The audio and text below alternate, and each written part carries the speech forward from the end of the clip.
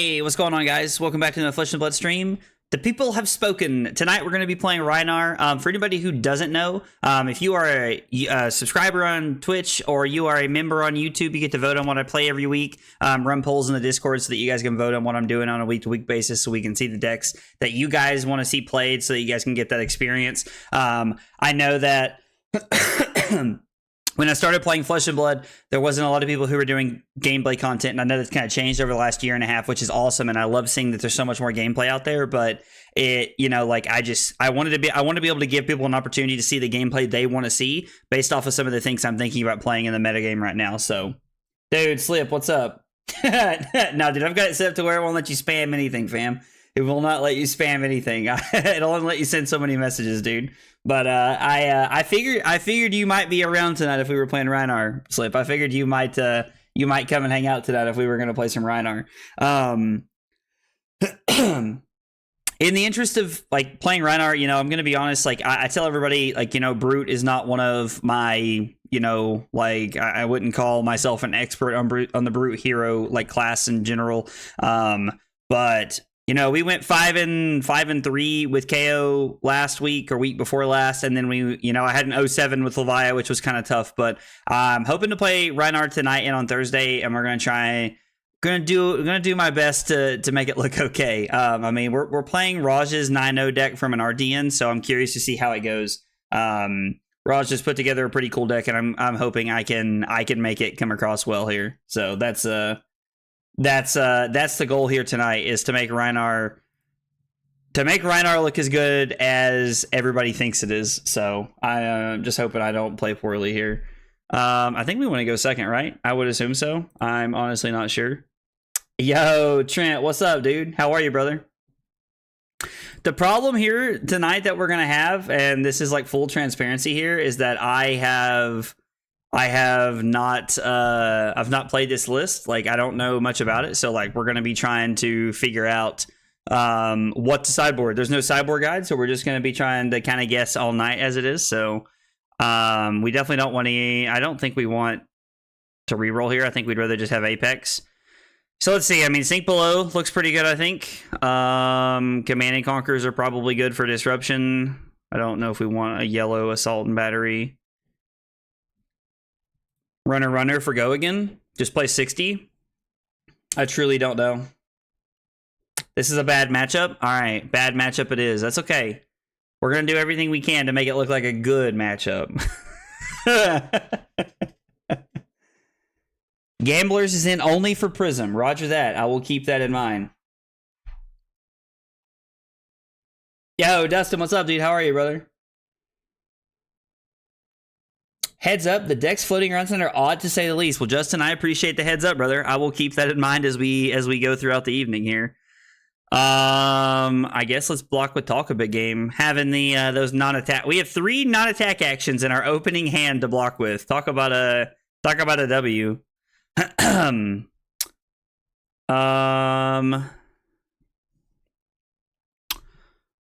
Throw Claw, discard the Agile Windup to make it agility and give it go again, and then throw the Beast Within. I mean, it seems pretty good, right? Like, I think that's the better play here. We're not really, like, arsenaling anything, but I don't know. We're setting up an agility for next turn, so, like, I think we can try to push some damage here. I don't know. It seems pretty good.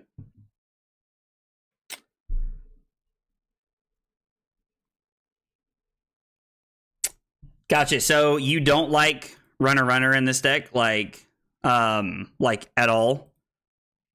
Because I'm not gonna lie, I've heard a lot of people say that that Runner is a trap, like as a whole. I've heard a lot of people say that, Trent, so you're not the first person to say that. I mean, yeah, Slip, we did have a good blocking hand, like for sure, on turn 0, which was pretty nice. I mean, we can just go ahead and block this. Yo, let's go, Sam. Let's go. Thank you, dude. 3 months. Let's go, man. I appreciate it, brother. 3 months with that Prime sub means a lot, brother. I appreciate it, fam. I mean, we can just Sink Below and then BRB here, right? Like, seems pretty good. Or maybe do I want to Arsenal the BRB and like set up for a Tunic turn? Because if I sink below, I can go claw here.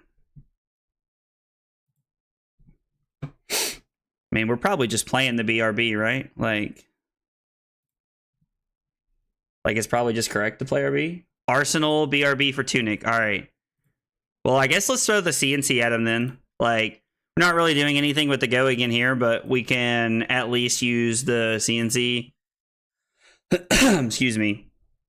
To try and disrupt their hand a little bit, make their hand a little bit awkward. They'll probably give us 2 cards, so... Rhinar seems like the kind of deck you could, like, consider playing CNC Pummel with Tunic, honestly. Like, seems like a deck you could consider it, but I don't know.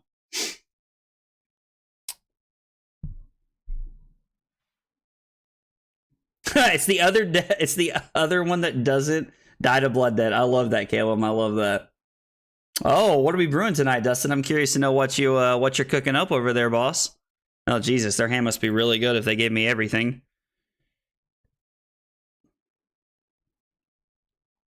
So we use the Sink Below and Flesh Bag, I imagine, here.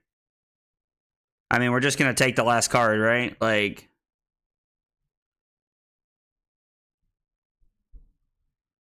we're just going to use this here. I assume we're just supposed to use this at this point in time.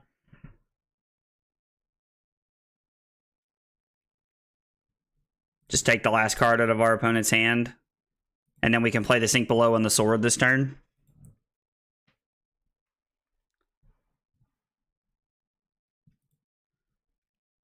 Like, I don't know, that could have been a bait, but... I think I'm just going to play this. I mean, if they throw like a Snatch or something, we still have the... we still have 4 to block with here. He's going to Valiant Thrust.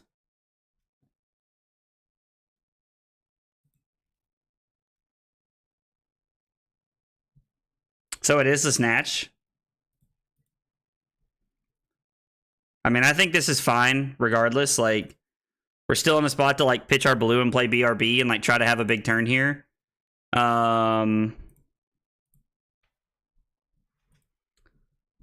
You'd love to see it. Take a card out of my opponent's hand. I don't like that we discarded the Swing Big, but... so we get to go... we get to go Claw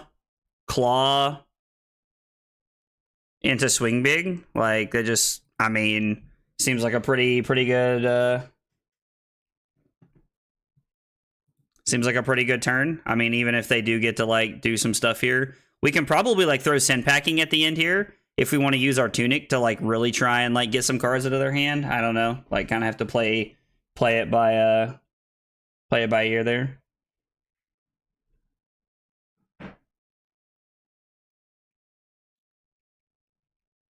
So you would have hung on to the Scowling there, Trent? I mean, that's fair. Like... It feels very wrong to give up so much so early here, but like, again, they're just keeping their hand, so I think we're just going to throw the Send Packing here. We're giving up 2 points, but I like the fact that, like, we can force our opponent to decide if they want that Lumina back or not. I really like that here.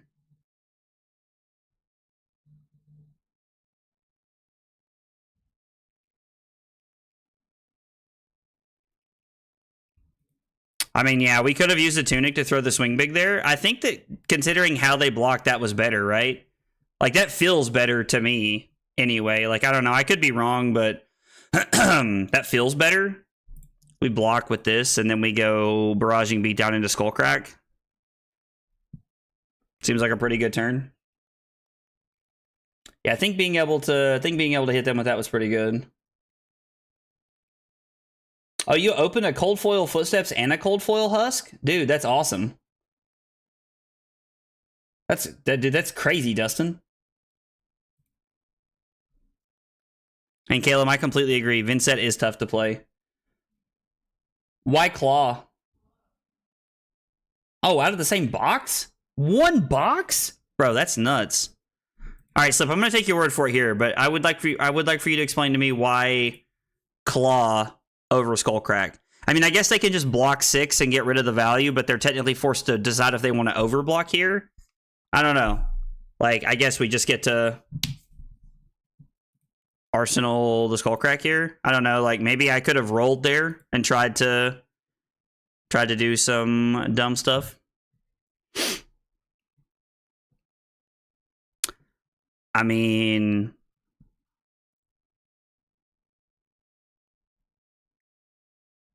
so if I keep 3 cards, I can go go again into Skullcrack, which is pretty good. I mean, it's an 11-point turn, and we get to block 3 here, so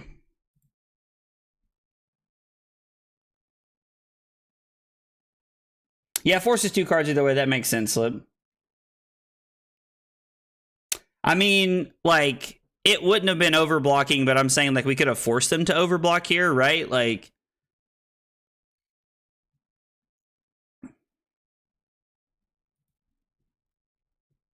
I'm saying, like, if you don't want to block the claw, like, you're kind of forced to, like, make a decision of overblocking there in some fashion, it feels like. Like, because you're technically getting rid of the beatdown, which means, like, you're overblocking, which is not really what's happening, but I like having the non-attack action here. I mean, I don't think that the Reckless Swing is worth it here. Like, there's no hitting at all, so let's go again, and then we'll throw the Skullcrack. So we're up 4 points, and we're still swinging for 11. Which is pretty good. I mean, like, I could swing the claw, but I think I'd rather just throw 6. If we had Tunic up, I would have rolled to see if we could have went Skullcrack into Tunic Claw, which would have been pretty good. We would have added 3 points to our turn there.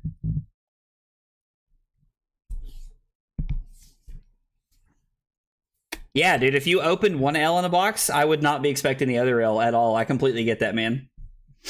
Feels like a pretty good turn. Like, man, there's a lot of non-attack actions. It really feels like Raj came prepared to play against Bolton, which is like kind of crazy.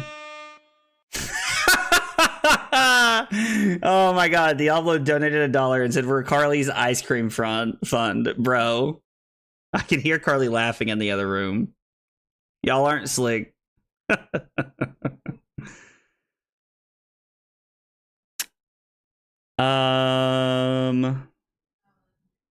This hand doesn't feel great, I won't lie. Like, I kind of just want to block Talk a Big Game and Apex here. Actually, I should block Warmongers and Apex here. Tell my opponent that we're thinking here. I don't want them to think I'm just ignoring them. I mean, Bolton is definitely good. I'm not saying that, like, Bolton's bad. Like, I'm just saying, like, it seems like they definitely came prepared to play against Bolton. I don't know. Like, I'd like to make them use a card there, but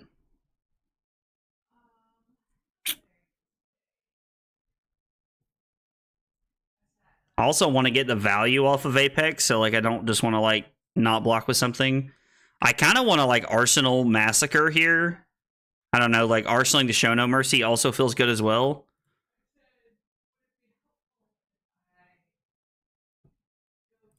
I don't know. Kind of weird because, like, our Apex just blocks 3 this turn.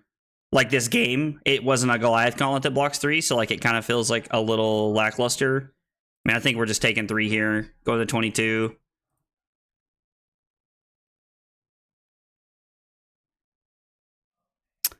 I mean, we can just roll here, right? Like, if we roll I mean, I guess we don't have to roll. There's technically no reason to, because we don't need to go Claw off of Blue and Tunic. We can just throw 6 and then Arsenal the Massacre.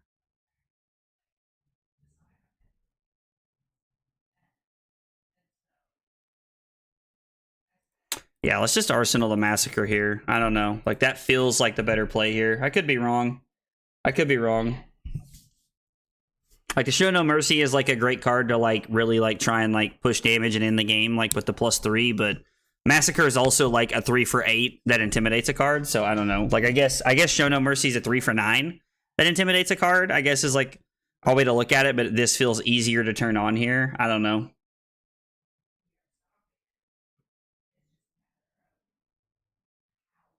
Wow, you also opened a Footsteps in Husk tonight? Dude, that's crazy. Man, your friends got to feel bad if you picked the two boxes that had a footsteps and a husk, dude. That's crazy. Oh, so blocking 2 from hand might not have been bad. I mean, that's fair. Like, that makes sense. I mean, this hand's, like, actually crazy, right? Like, we can just Tunic Blood Rush Bellow and, like, go ham here. Like, so I'm pretty much just going to say no blocks and see what my opponent does. Really hope it's not a Lumina turn. V for Vanguard and Lumina turns, like, together are, like, actually crazy.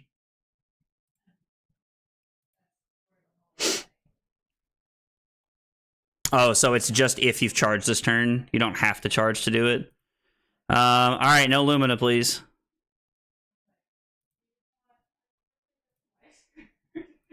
I mean, we can also block here if we need to, but... Oh, man. Oh, it was a few months ago? Gotcha. I just got to the office and caught the stream. Well, Bocce, I appreciate you jumping on, man. I appreciate you jumping on. Troll, why do you think Show No Mercy there over the Massacre? Not saying you're wrong, I'm just curious. Yeah, I mean, I think if I take 5 and go to 4 here, we're just like, okay. Like, in our hands, insane. And if he draws something good, like, to play here, we can actually just block if we need to. Like, I could give the Command and Conquer here if I needed to. I mean, block with Command and Conquer and, like... just go to 2. Like, seems fine. Let's freaking go. You love to see it. Yo, Maddie with the sub on YouTube. Thank you so much, brother. I appreciate it. Appreciate you being here. We got 3 questions we ask everybody when they're here for the first time. What's your name? What got you into Flesh and Blood? And what are your favorite hot dog toppings? It's kind of like our personality question that we ask around here. So let's go Tunic. And let's play Blood Rush.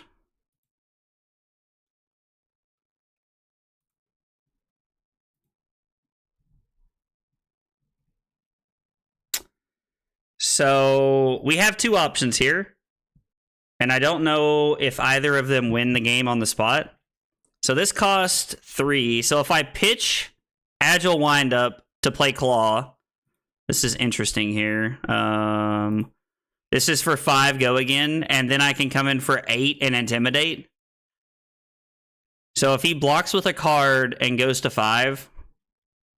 I mean, I could also just pitch the Sink Below and play Blood Rush Bellow to see, like, if we draw something else here. He's in kill range on a Blood Rush. He's going to block. Just more damage is all. Okay, that's fair. I don't think we're supposed to play the Blood Rush here. I don't know. Like, I could be wrong, but, like, I don't think we're supposed to play the other Blood Rush. Because we have no floating, and then we just have 2 cards in hand. And if we don't draw, like, a yellow and a blue, we're in a really bad spot. So I think we're better off to just, like... do this and force cards from our opponent's hand. I mean, this is going to be for 10, right? So, like, take a card, and my opponent blocks 3, 4, 5, and they're just dead, actually. Unless they have, like, another card. Yeah, they're just dead. Let's go.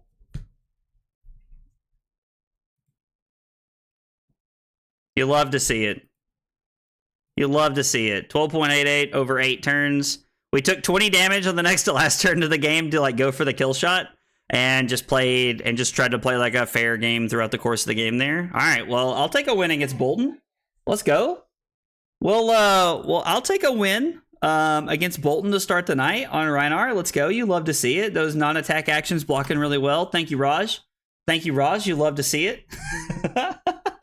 Yeah, Trent, I did not count that right either, dude. Honestly, I did not think we were gonna win that game, man. Like, I thought that was gonna be rough, and I'm glad I took a minute to count that I could go Claw for 5 into that for 10. I also thought it was for 8, so I didn't think we were gonna win on the spot. So, like, thank God I miscounted and we won, right?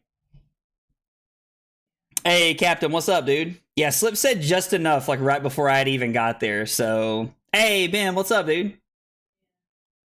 Brute LOL is right. Uh-oh. It's Troll. Dude, good luck, Troll. Let's do it. All right. I don't know if this is a good matchup or not. So we're going to bring... I think this is the, like... I think we want gloves here. I made the mistake of bringing this in against somebody, and this is just AV2, and I'm an idiot. So what cards do we want here?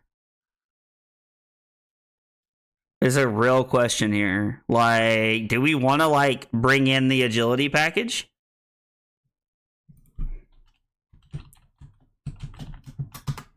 Honestly, not sure.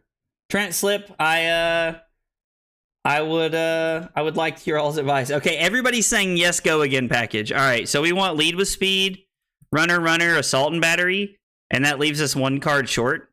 Are we just supposed to bring in the Alpha Rampage? I don't know. That feels a little aggressive. Like maybe I am just supposed to bring it in. Bring in a CNC as well. Just play CNC and like this stuff here.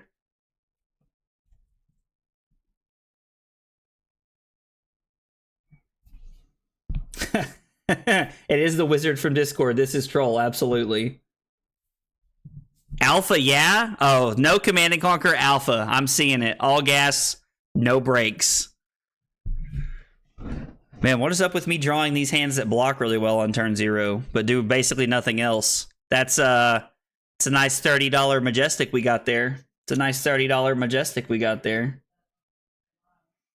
Yeah, Slip, if he'd have been able to keep the if he'd have been able to keep a D-React last game, the Bolden, that would have been really bad. Dude, Show No Mercy is awesome. I do really like that, Botcha. We're gonna do our best to be aggressive. Like what?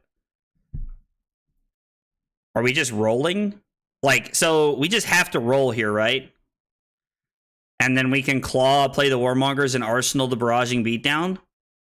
Actually, I guess like if we're gonna roll, we should just play like. I mean, I guess let's just see what happens. I like living on the edge a little bit. Big Sag. So, I mean, I guess. God, this hand sucks.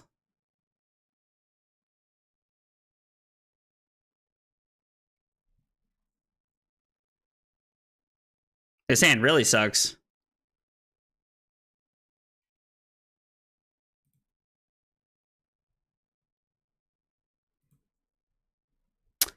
I mean, we could play Talk a Big Game. Like, I don't know. This all feels bad. Yeah, I don't know. This does not feel great. Have to live on the edge. Listen, I'm all about living on the edge, man. I guess I don't really want to Arsenal this, do I? Like, I don't think I want to Arsenal this. I think we're just going to pass on Arsenaling here. Well, the good news is that we can Arsenal the Blood Rush Bellow. So this is going to be for 6. So we're just going to take the 3 rune chance here, right?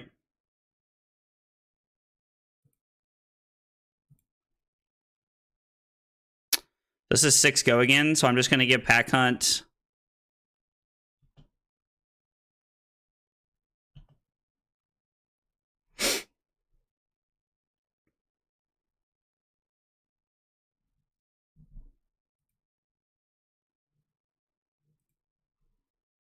And this is what? Gain life equal the number of people. So he's going to go back to 40 here. And we're going to try to like get big with the Blood Rush turn here next turn. Like that's really like the play. Not with a hand like this, it's not. Jesus, this hand sucks. This hand's terrible.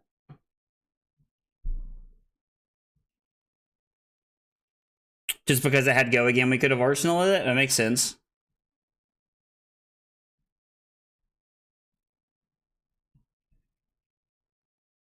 I mean, I can see that. It does seem very playable early game. That makes sense.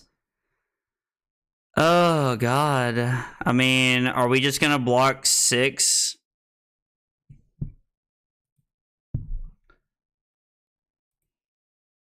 I mean, like, we can't even play Blood Rush here with this hand. Like, this is terrible. Is the on-hit of Shadow Puppetry worth giving up a point on Scabs? I don't think so. I think we're just supposed to let this happen here. I don't know. I could be wrong.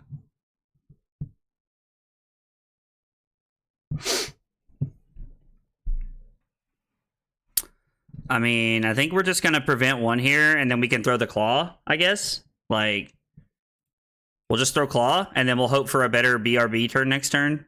Better BRB hand next turn. I think that's... Yeah, I think that's a better play here. Yeah, our hands have not been good to start this game. I won't lie. I kind of feel like that might just be, like, kind of the brute life, though.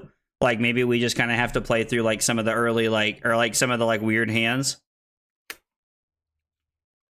I don't know. Like, learning brute over the past, like, you know, like... 2 to 3 weeks has been, like... Where... There's no problem. Was trying to find it.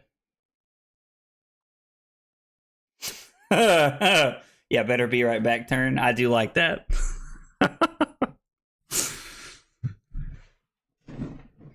Also, Vincett's like a deck, like, since he's playing Husk, like, he can actually, like, take a life lead and then keep his life lead here. Yeah, I mean, we'll pay one. Like, he knew that was coming, but, like, that's perfectly fine. We're just gonna pay the one anyway. Bro, what is happening right now?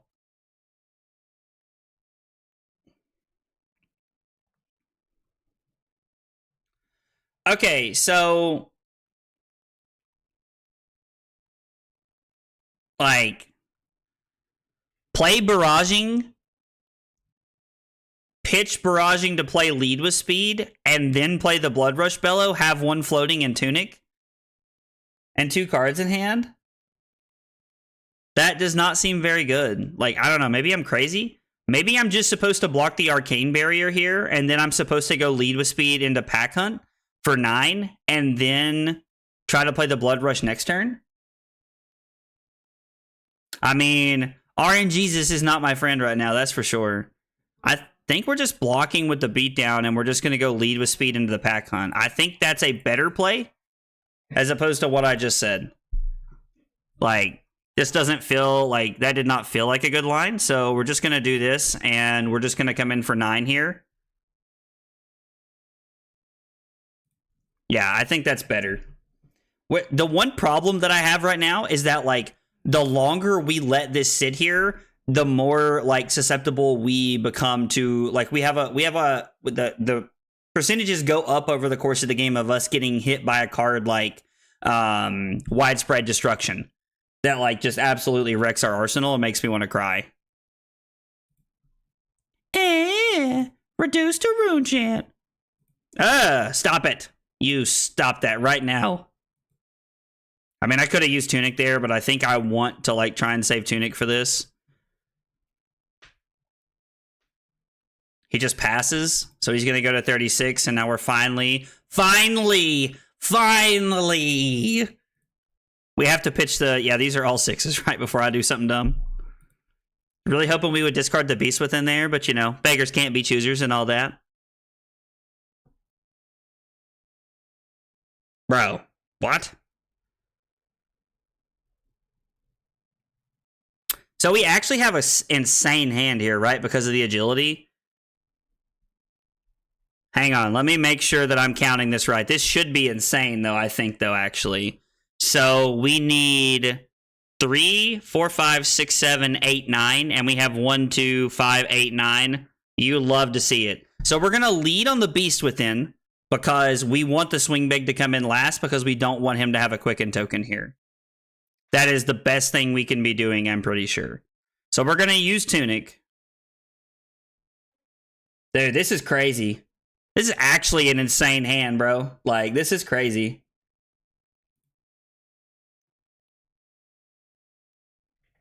And then Tunic the Blood Rush Bellow.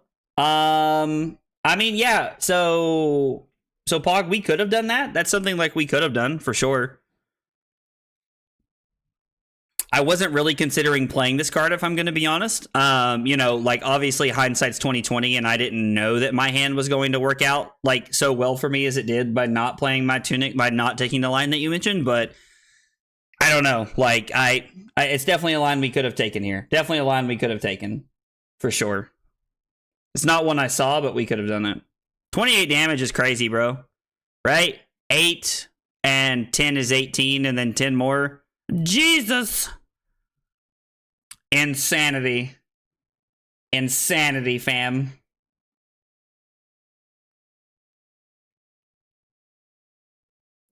Leading with talk is just bad. Why do you think that, Darkodius?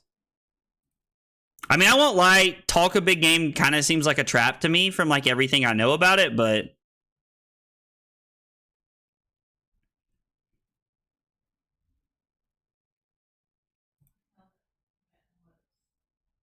no, he's gonna get a Quicken token. Not like the crazy part is like he gets a Quicken token and like still like he still has 3 cards in his hand. Like it's crazy. You always want the extra resource with the agility. Ah, that makes sense. That's fair. I mean, yeah, like us giving up the Quicken token is not great. Like I agree because he has like 3 cards he can play over here, but hopefully we can't get punished too hard. Like, so he is going to pay the life here, I'm sure, so that we can both take a life and he can make 2 rune chants, which doesn't give him the chance to.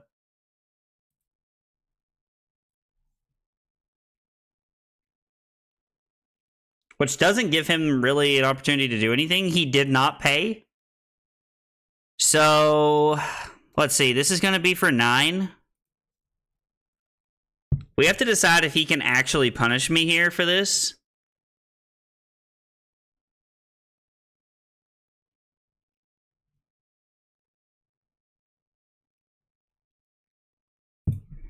Oh, I see. So he was so Troll was letting us know that he has 2 red deathlies and he doesn't know which one he picked, and it is hard to tell on Talishar, so I completely understand. So if I pitch Warmonger's Diplomacy to block 3 of the rune chants here, I mean I can't stop this, right? So like we need to just block efficiently, and I think blocking the rune chants is like keeping this card in our deck is good. I'm gonna end up playing the Warmonger's Diplomacy here. I think that's gonna be the line.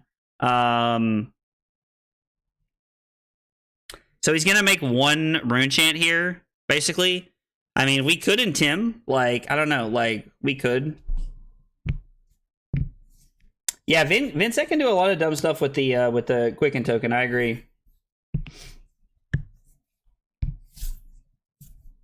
Yeah, I mean, technically we could block it out here. Like, I could give Massacre, Beast, and then, like, Scabs and the Flesh Bag to overblock here. I don't know. This is tough. Like, this is part of me wants to just like block. If we block 3, I can take 6 and go to 21. Like play this and then Arsenal the Massacre. It's probably better just to block 6, right?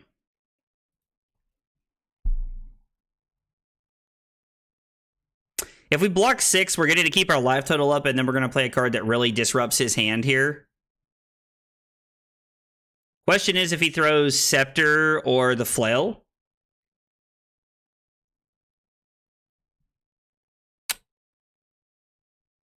He's already going to have... Now he'd have 3 rune chants if I let this hit, or he'll have 2 otherwise. So if I let him have 3, I can just play the Warmonger's Diplomacy and kind of like stop his turn here.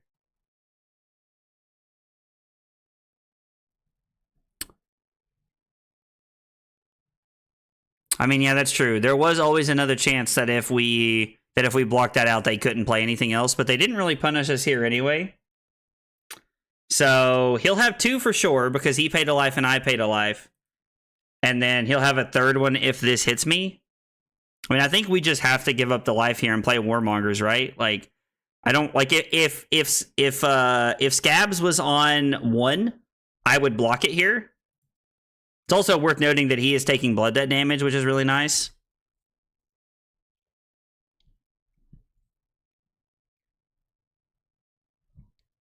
No. I know the weapon's a part of the same chain, but he lost a life, we lost a life, and then he gets 1 from this hitting, right? So he has the 3 here. The 3rd one's from the flail itself.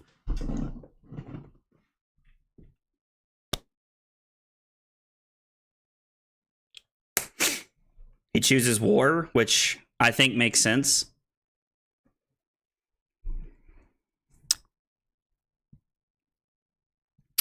I mean, So, like, this is just good because it intimidates twice. Man, if we had Tunic coming up, this would be insane. Like, am I supposed to just, like, block 2? If I take 4 and then I take 2 more, I take 6, go to 17, and then I can attack for 9 by taking 2 cards out of his hand. I could also just block... Actually...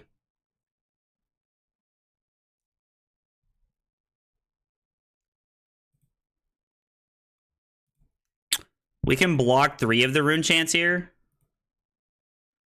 Like, we could pitch the lead with speed to block this one, and then give Alpha Rampage and Scabs to stop this, and then throw Claw. Or I can take 1, go to 22, and then I can give Alpha Rampage, and I can go to 21. Me taking the 1 extra life doesn't matter because we took the rune chant. He takes 3 damage, and he does get to make a rune chant. And then I guess I couldn't play the lead with speed. So I could have actually completely stopped him from having a rune chant. That was a mistake. I wasn't thinking about the Warmonger's diplomacy. It's one of those things that, like, in real life, I set it on the table so that I don't forget about it, and I just didn't have that here in real life. So that's a mistake on my part. Unfortunate.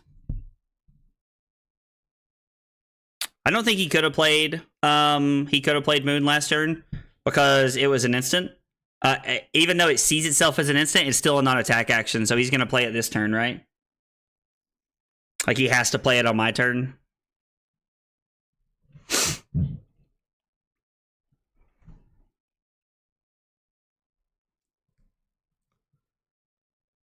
How do we get a 3rd rune chant? Oh, the Funeral Moon, that's right. So, block 3, I can go Barraging Beatdown into Shono Mercy. I mean, if I don't want to block 3, I can use the Tunic to play lead with speed. And then I can play Barraging Beatdown, and then I can throw the Shono Mercy here. Which is actually insane, right? Because it's for 13, and he has to decide if he wants to block with cards from his hand to take away the Beatdown, which also turns this on, because we will have taken 2 cards from his hand, which is kind of crazy here. Like, it's actually pretty solid.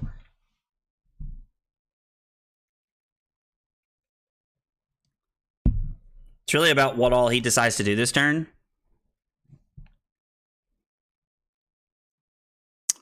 Malverian Skies makes me want to block.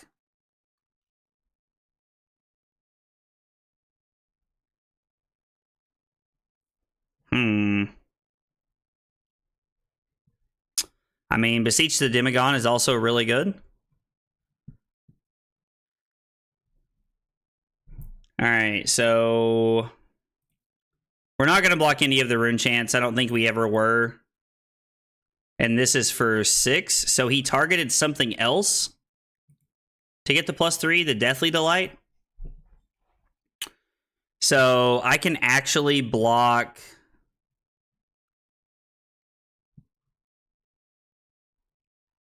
Since he's planning on using creepers for something, is it better to play Fleshbag and force him to do it as an instant? Because I don't really care about taking the life here. He's just going to make 2 rune chants, and then he's going to throw the Deathly Delight at me, which is going to let him gain 2 life, which is pretty good.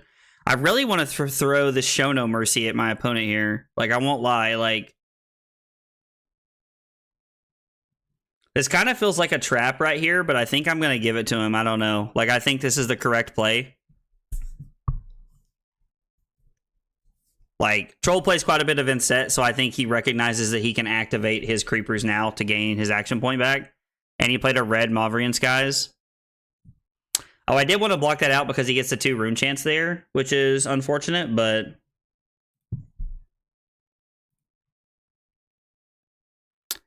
Eight? If I block with Scabs, I take 6 and go to 9, and then I can play the Shono Mercy and take cards out of his hand.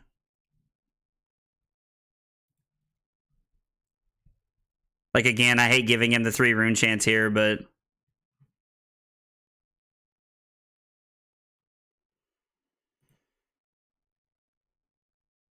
This is so tough, because, like, man, it's so hard to play against a good Vincent player, in my opinion. Like, it is, like, really difficult to play against a good Vincent player. Like, they push so much damage in such an in such a good fashion here. I don't know, like maybe I'm supposed to like block differently.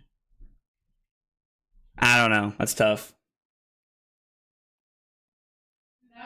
No, look at Carly. Carly's the best out here plugging that I'm close to 1,000. She's so sweet. Guys, I am close to 1,000 subs. I'm like, I think I was exactly 30 away when the stream started. So if you guys like the content and you haven't subscribed yet, consider hitting the subscribe button. Help me out a lot. Also, if you're on Twitch, we're trying to get to 350 followers by the end of the month. So again, you like the content, you want to support me, consider hitting that follow button. It mean a lot. Hey. I mean, I don't think we're at a point where I can just block 3. I don't know, like Red Macho Grandes? Oh, heck yeah, Botcha. I'm playing 3 Red Macho Grandes in I'm playing 3 Red Macho Grandes in my list. In my Victor list. 100%. You know, I am just to bet points. I love it. You know what? At 1,000 subs, I'd eat a copy of Oldhim. Yeah, just because like I love Oldhim and like I think it'd be fun for everybody. I mean, we need to play this, right? Like, let's freaking go. You love to see it. Yo, Architect Marksum. Dude, I like that name. I had to like read that to make sure. Thank you for the follow on Twitch. I appreciate it, man. It means a lot. So we're just taking the rune chance here, right? Like, it's unfortunate, but like, what is this?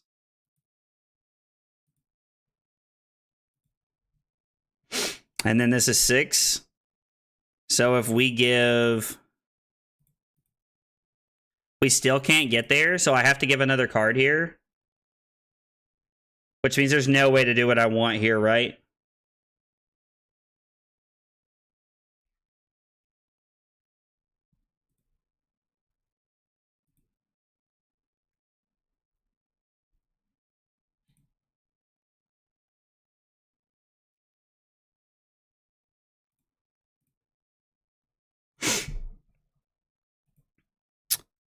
I think we've lost this game. Freaking go. You love to see it. Yo, Zune, let's go. Thank you for the sub on YouTube. I appreciate it. Botcha said, oh, hey, that's me. Well, dude, I appreciate the double support, man. It means a lot. I appreciate it a whole bunch.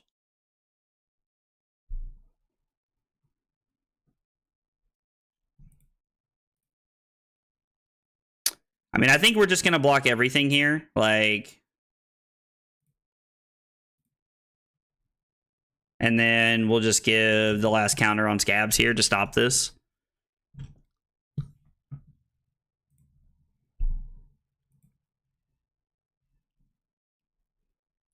Well, we're close to that, having him in... We're close. He's at 6. It's not quite 2, but... Not quite 2.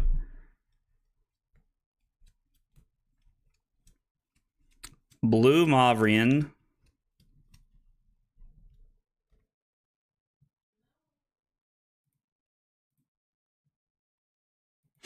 I mean, I think we're just playing the, like, hope he hits, like, a brick turn kind of hand. At this point, like, I think that's where we're at.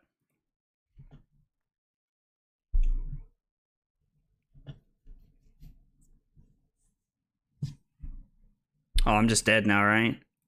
I mean, technically, I'm not dead. I go to 1. And then as long as he has the ability to be able to pay to prevent rune chance, then I am dead. Which I imagine he's probably pretty able to do here.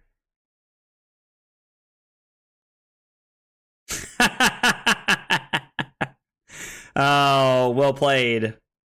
Well played. And I'm going to take 1 and die. Well played, troll. Looming Doom got me there at the end. Man. I, like... Oh, man. Looking, like... Troll is a really good Vincent player, but like also like I don't know, that's one of those games like it feels like I should have been able to I feel like I had to have missed something there because like I feel like I should have been able to like squeeze that one out.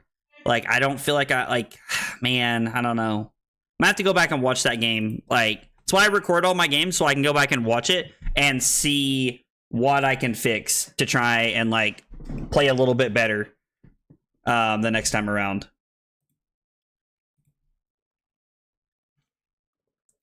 All right, this should be interesting. I mean, do we just want it all? Like, I know that kind of sounds crazy, but do I just want every single card? Like, do I actually just want to, like... Or I don't want Arc Smashes for sure. Like, that's not good, but... Do I just want to run 69 cards and just play everything? Against Victor? Yeah, good game for sure, man. That was a tough game. Like, you put me in some awkward spots. For sure. Trent says, yes, run everything. We're gonna throw the kitchen sink at my man here. Let's go, God of Victory. Show me what you got. Not bad. Not bad, not bad, not bad. Hold the line. No, that's suspicious spiciness. That's suspicious spicy. I'm intrigued to see that my opponent's playing Hold the Line. I mean, it's good against, like, this deck, but... Pitch... So, we get to decide if we want to play the Alpha Rampage, or if we want to... If we want to Arsenal the Alpha Rampage of the Sink Below here. Considering we're just going to play the Lead with Speed, let's Arsenal the Sink Below. I think that's better. So, we'll play Lead with Speed, pitching the Alpha Rampage, and then we'll just come in for 6 here. Uh-oh, we're going trouncing. Oh, he's playing Clash of Might in his list. Interesting. Interesting. Oh, so you would have kept the Alpha Rampage? Ooh, why didn't we want leads? Also, that's a great question. What do we lose with? What do I have on top? So, BRB went to the bottom. That's Big Sag. Then Senpacking and Chokeslam. Oh, let's go. We drew the Runner. You love to see it. Like, you honestly love to see it. So it's like already a pummel. I mean, we need to block 7 here. We might just be blocking... If we block Skullcrack and the Sink Below, we get to pitch Wrecker Runk to play Runner, and then pitch Senpacking to come in with a Claw because of the agility token, which is not bad. I think let's try that. It's like, hopefully this isn't the pummel. I guess we could put Senpacking on the bottom to look for another blue, because a red... No, we don't have double... We won't have go again at that point, so... Yeah, I don't know. Let's just put this on the bottom and see what we find. I think that's fine. We'll take 3 here. Yeah, that was the only Rampage in the deck, Nick. Yeah, for sure. You don't like it because it blocks 2? I mean, that's fair. Kind of like to throw CNC at him here. I don't know. So what we can do is we can throw Runner to set up another agility here and make our opponent think that we're going to... I mean, dude, I think if you're breaking a gold over a Vigor and a Might token, I just don't think that's correct here.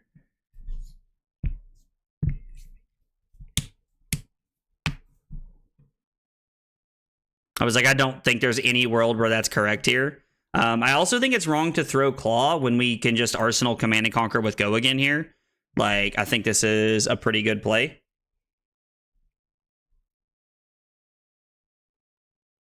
I mean, we do have the auto beat pummel equipment, and I guess like there's probably not a lot of opportunities to like really play that around with, to like play around that. I would like to try and save that for CNC pummel. Darkodius is kind of my thought process here. Like, if I'm able to save that for the CNC pummel, then like I think I'm in a pretty good spot here. Like, I think that most people would agree that's pretty good. I mean, am I just going to 27 to play my turn? Or do I block with the Massacre? So if I block with the Massacre here, I take 7, go to 30, and then I pitch the Dig Up Dinner to play Beast, or to play Blood Rush, discarding the Beast Within. And then that way, like, I guarantee the Beast Within trigger, which is not good. Or I guess with the Vigor token, I actually have to block with the Dig Up Dinner, right? I actually have to because of the... Yeah, because of the Vigor. You guys are right. I'm glad that you caught that, because that would have been... I would have felt really stupid. That would have been big sad here in just a minute. So we'll just block with the dig up dinner. Yeah,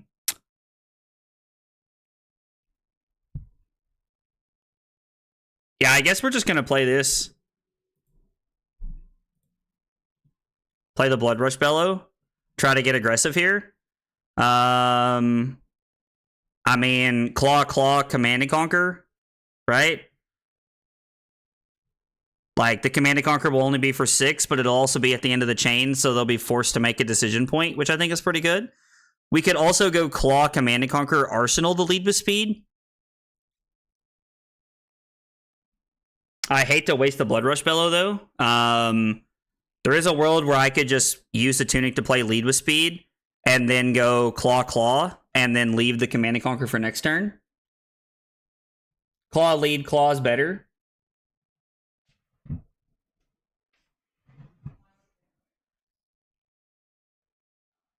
So you'd go Claw and then play lead with speed and then play the other Claw, is what you're saying?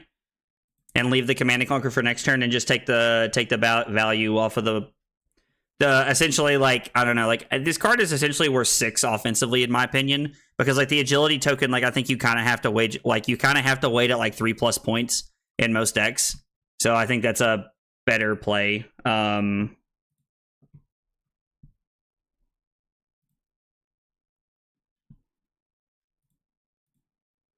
mean, I do like that this is for 8. Like, don't get me wrong, it does kind of feel like we wasted a Blood Rush Bellow turn here.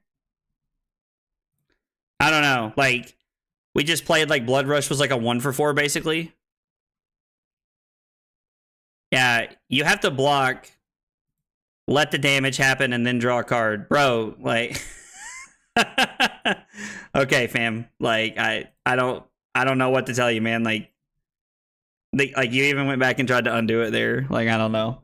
Man, we finally got up some points, and my man has a Rouse. So what are you going to show me here? Chokeslam and Prime to fight? So this seems like a good Scowling turn, right? I mean, like, don't get me wrong. Like, I would like to save this for, like, what looks like a CNC pummel. But if I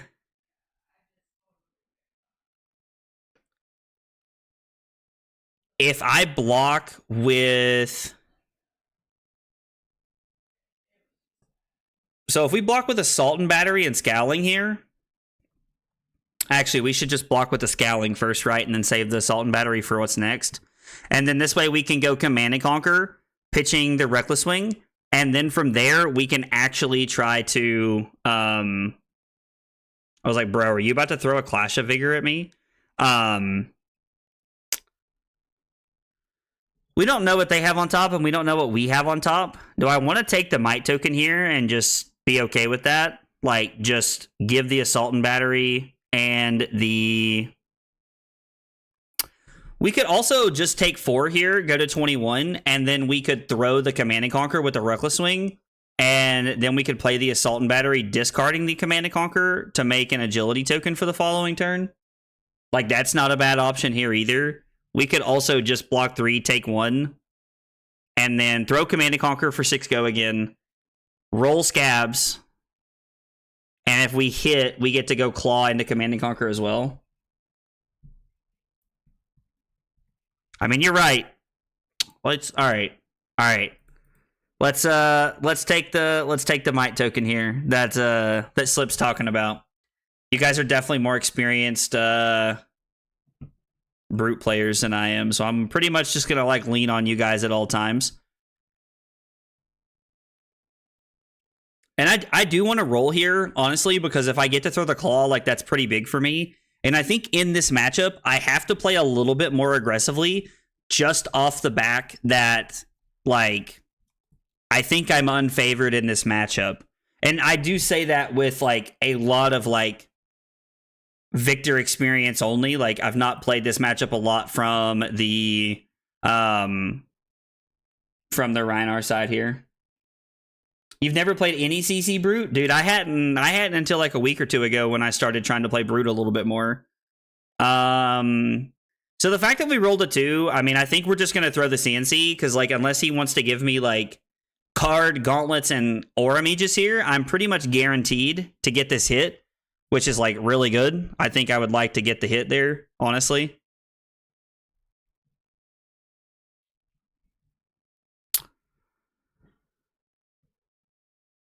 Block with...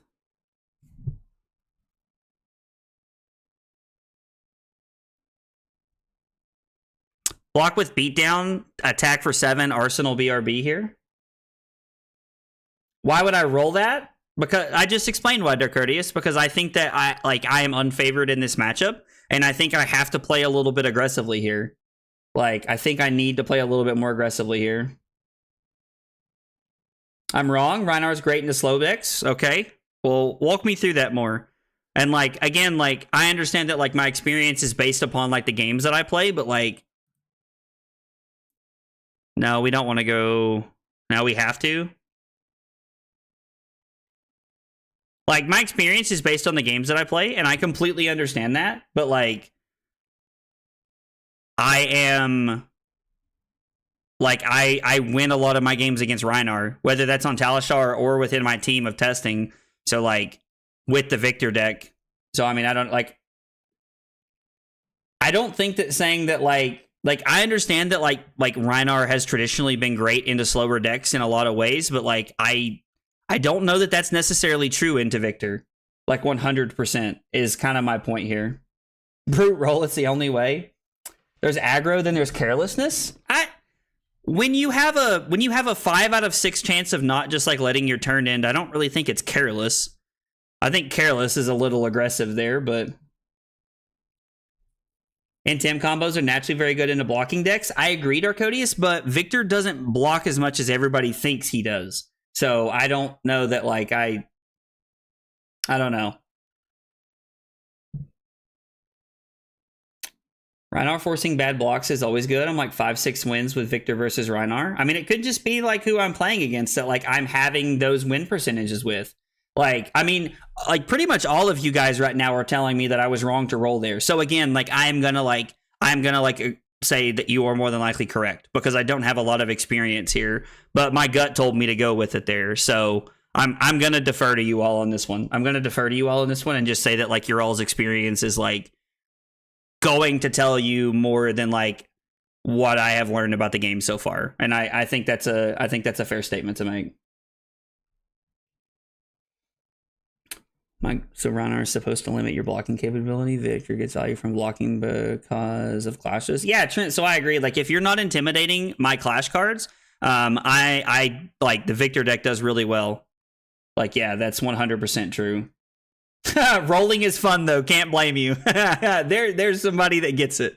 I love it. That's hilarious. And technically, I lose that because he had a value and I did not.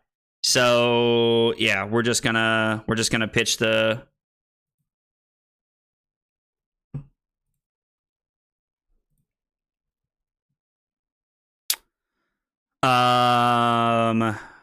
5 go again. 5 go again into 10. Arsenal the Skullcrack.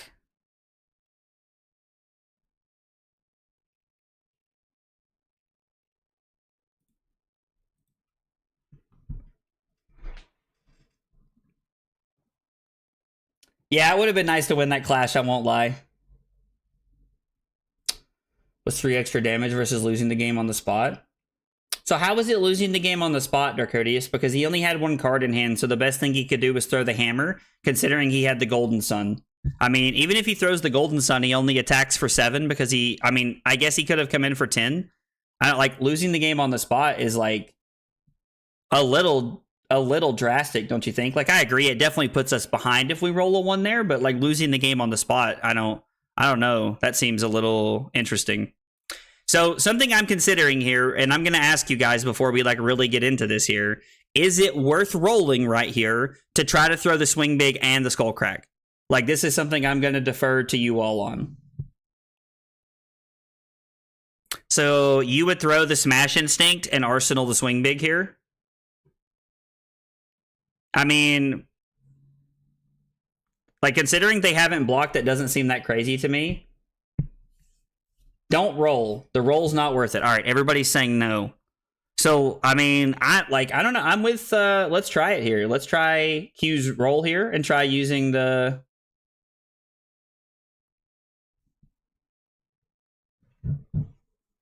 Well, yeah, let's throw the Smash Instinct at him here. Like, and then we'll Arsenal the Swing Big for another turn. Although it probably just gets easier to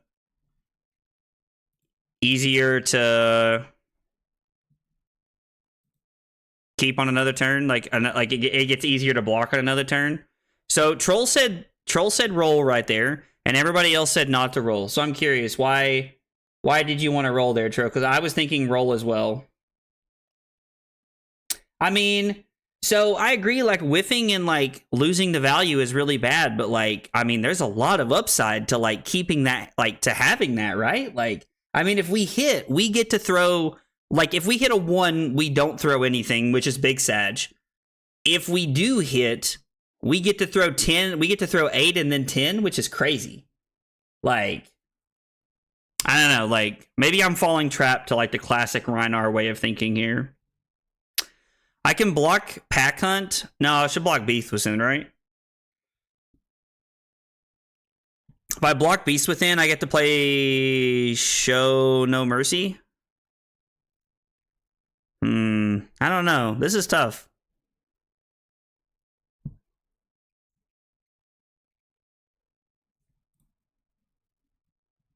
This is an interesting hand here. I mean, so that was like... We got full value. No need to roll. So I think it sounds like a lot of people are like... I think a lot of people are in the camp that like we shouldn't roll if we don't need to. I don't know. That's interesting. Like, to me, that kind of feels like you're playing not to lose, not that you're playing to win. I don't know. That's tough. So, like, right here, we're up 10 points. Like, we don't need to roll, but, like, rolling would give us a good turn because we could go Swing Big into Show No Mercy here. I don't think anybody's getting heated, man. I don't know. I don't think anybody's getting heated. I just think it's, like, funny to see all the differing opinions for sure. If your roll enables crazy, shouldn't you go for it? Joseph, that was my thought process. Honestly, that was my thought process. I mean,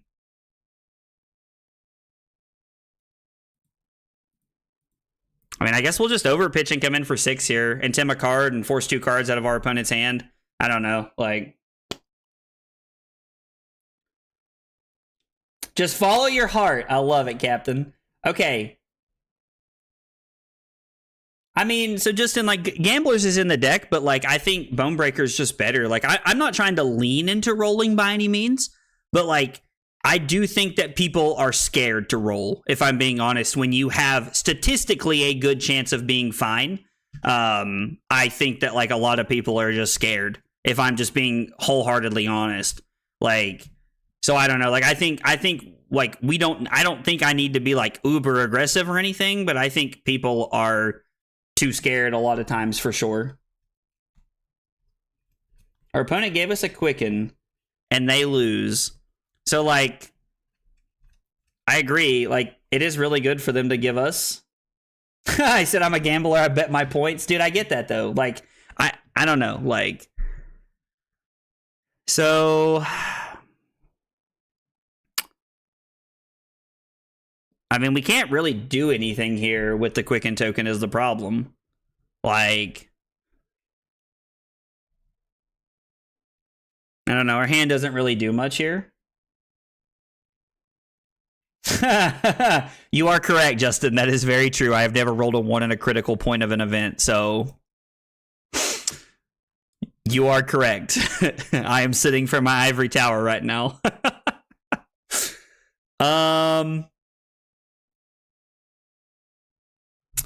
So you guys are just going to take 8 here? Potentially 10? Or I'm sorry, potentially 12, and then go barraging, pitch this for Claw, and then pitch these for Swing Big? Alright, I mean, let's do it. Like, yeah, I mean, let's do it. What the heck?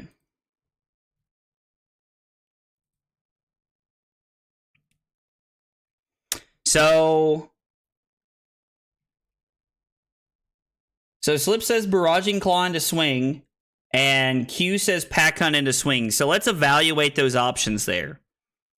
Barraging makes this for 5, or they have to give me 2 cards to put it back down to 1. This would be for 7, or they have to give me, or I'm sorry, this would be, this would be for 8, or they have to give me 2 cards to put it back down to 4, but they actually have to give me the 2 cards. Or no, I'm sorry, I would just be playing this for 4, take a card out of their hand, and then throw the swing big. I kind of like intimidating here, I won't lie. Slip's line is better.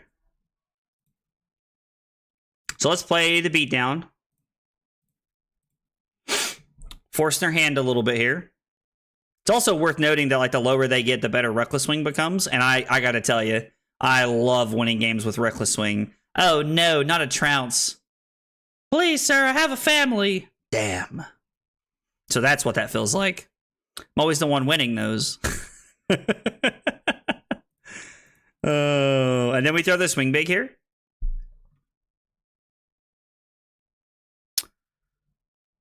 I mean, you take much more damage here, and you are just gonna like die to Reckless Swing at some point. So I do think it's funny because like there's a lot of people like talking about a lot of different ways to like look at this deck. Like I've had a couple people that like talk about how like we should roll, and then like I mean there's definitely been more people talking about not rolling, but I am like in the camp of like sometimes you need to roll. I don't know, like again, like I would say like 9 times out of 10 I'm going to defer to you all on this one because you all have played more of this than I have, but like man, rolling and hitting feels good.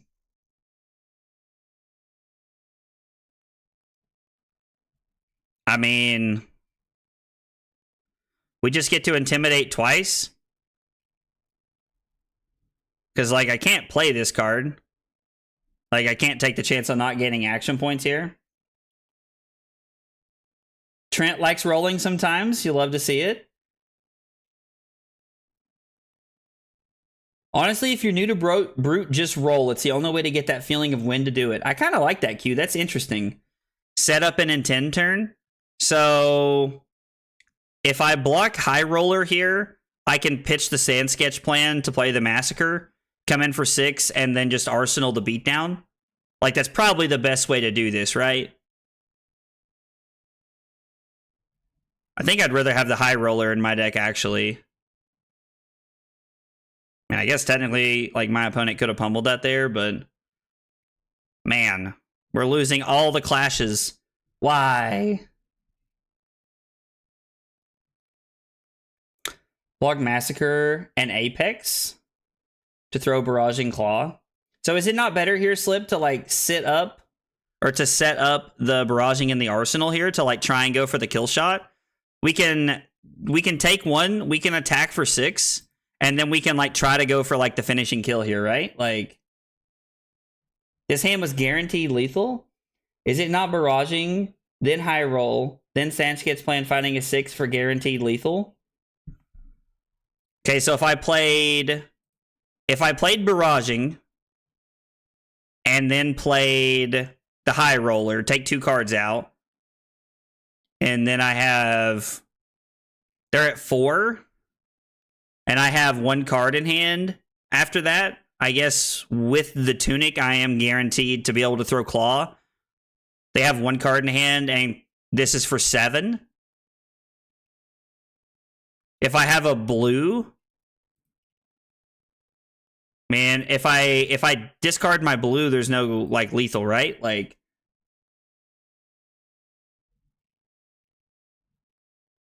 I mean, so like, but I had to have blue to throw both claws, right? Because without it, like they can actually just like block with the armor here because I only get to throw 1 claw if I keep a red here, right? So like we're not guaranteed anything here, right? Like we get to push through some damage, but that's about it. Would have forced a block. Hey, Capello, what's up, dude? You should roll every time. See? Capello gets it. Oh.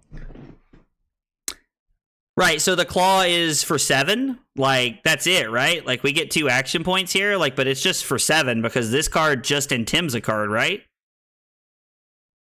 So, like, it's for 7. They give us a card. They give us these 3, go to 1. Or, I'm sorry, they take 1, go to 3. And then if we keep a blue, we throw the other claw. They block with Tunic and go to 1. Right. No, I understand the 3 and Tims, but, like, I don't know. Like, I don't know. I could be crazy. It just doesn't. I mean, this seems pretty good.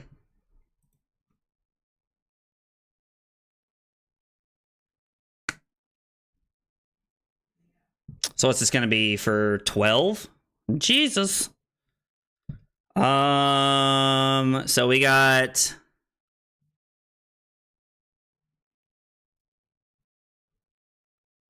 Dig Up Dinner 4-5. We're taking 7. If we block like this, we go to 1. Can we use the Tunic in an effective fashion here? I mean, I guess 2 and 1 are not the same. I mean, we do put them in reckless range regardless. You are correct. Capolo said, especially roll when you play against me.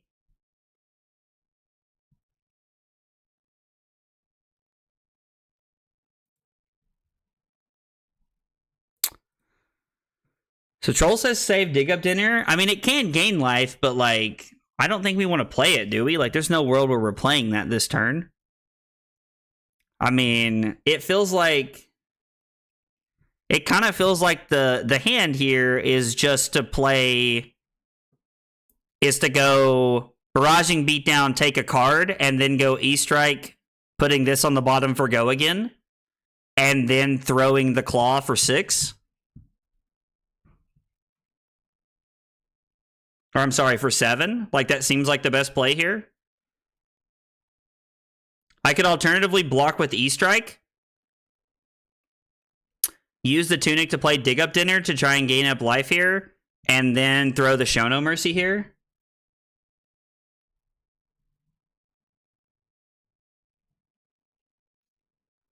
You Barraging Beatdown plus Show No Mercy. And then that way I can play the Dig Up Dinner here. So if I block like this, I go to 1, and then I get to use Tunic to play Dig Up Dinner, play Barraging Beatdown, and then play Show No Mercy.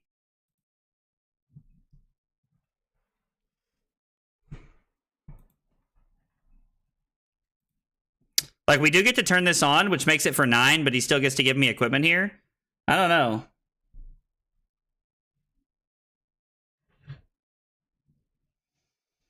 To draw next turn? Yeah, Steven, this is the list that went 9-0.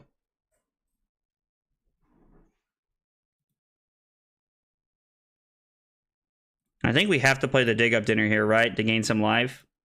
Take a card. And then take another card. And then this is for 10, but it also gets pumped into 9 after they give us our last 2 cards.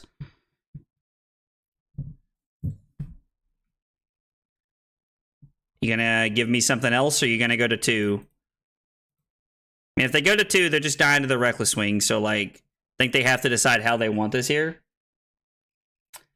Can't you throw 9? So, if I block with a blue in those cards, I can... I don't get to play the Dig Up Dinner that way, but... Yeah, Riku, that is a play I can make. Yeah, for sure. That is a play we can make.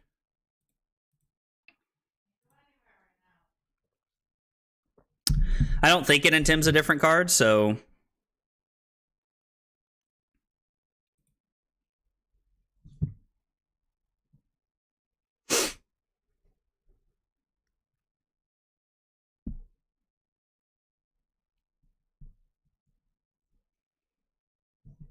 I mean, with the Vigor token, like...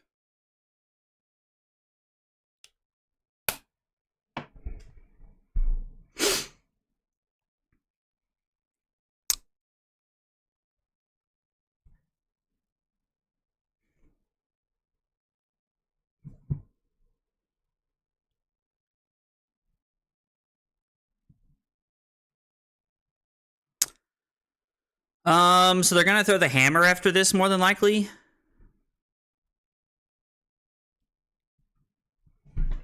I mean, if they chose go again and they're not gonna do something afterwards, they're kind of crazy. So if I block 3, 4, go to 3. And then when he throws the grindstone, I block with Tunic, go to 1. I can roll. Sin packing lets me throw claw, and then I can come in for 7 to potentially like try and like really put myself on the front foot here. I could alternatively block 4 right here, block with the Show No Mercy and the Scab Skins. I mean, it's probably the play regardless, right? And then from here, we have to decide, do I want to block the hammer and throw 7? Like, I can block hammer and throw 7 for sure. Or I can block here, go to 1, and roll. And if we hit, I get to throw claw, and then I get to throw 7. Like, do I need to try and win the game right here is the real question. So if I attack for 7, I'm taking 2 cards out of their hand, right? So if I mean, it's probably just correct to block here, right? Like, I think it's just correct to block here since they're at 2 and they're in reckless range. I'd roll it if it guaranteed, but not now. I love it. Q just says YOLO, do it. That's true. We could go 5 go again, which takes a card and this out of their hand, and then throw the claw, which takes another card in their hand. That is also a good point, Darkodius. Yeah, we would have had to have went to 1 to do that, but that is not a bad line. I think we'll just play it safe. They are at reckless range territory. So I think we're just trying to keep our life total up and try not to die to, like, I don't know. So, like, I guess there's no more overpower in their deck. They don't really dominate, but Shadow, I did see that. I think somebody posted that in the Discord last night. I did get a kick out of that, out of seeing that. Somebody posted KO's other hand. The other claw, it was pretty funny. The altar, I thought that was cool. Just block and play for the reckless. Yeah, I think that's the safer play. I think that's the safer play, Justin.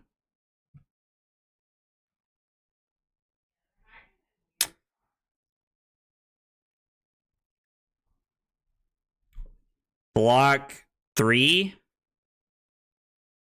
They can't pummel this here.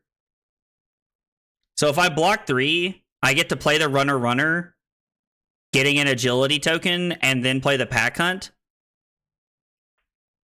Or I'm sorry, then play the claw and setting up an agility for next turn. Play runner and then arsenal the pack hunt. I mean, I guess we are taking 2 cards out of their hand this way. Like, this doesn't seem like a bad option. With them having Tunic up and an arsenal, is it not better to throw another card? Like, is it not better to play runner and then also throw the Mandible Claw here?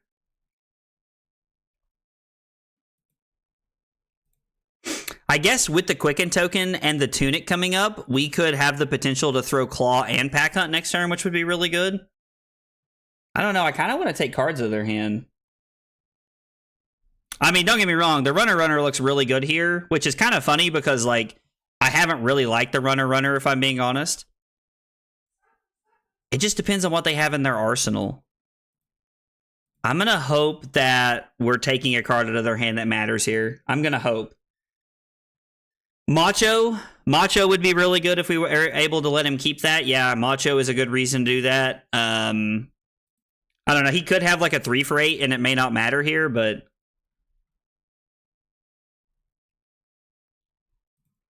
this is actually insane. We get to block with Skullcrack, and then we get to... Let's see. So we can... I mean, I guess this is just 9, really. Unless... If I block Agile Windup and take 1... I can go Skullcrack here, which is really good. And I think I'm okay going to 2 here. Like, I think this is fine because I'm going to take every card out of their hand. Even if I lose a card off the top of the deck, I think this is fine. Ah, we're back to that. So the agility token pops. We're going to come in for 6 go again. And then we're going to use a tune to throw 6 more.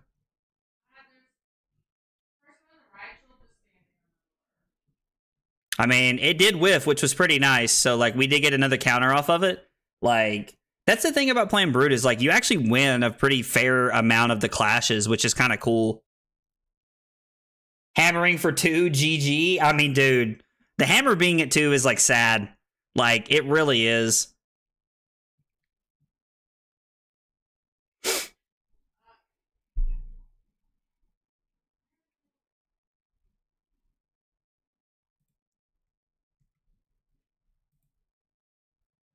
Interesting. So you're going to go to 1 here? I mean, like, the difference in 2 and 1 is irrelevant. Like, I guess, like, you know, for the most part here, so. Bro, I would love, like, dude, if we can get this thing down there, that'd be great. And we get to Alpha Rampage them, right? Dude, we get the barraging into Alpha Rampage. Right, let's make sure I'm not a boob. I just need to be able to discard a 6, so take a card from their hand. We're going to refresh because it did not pan out for me.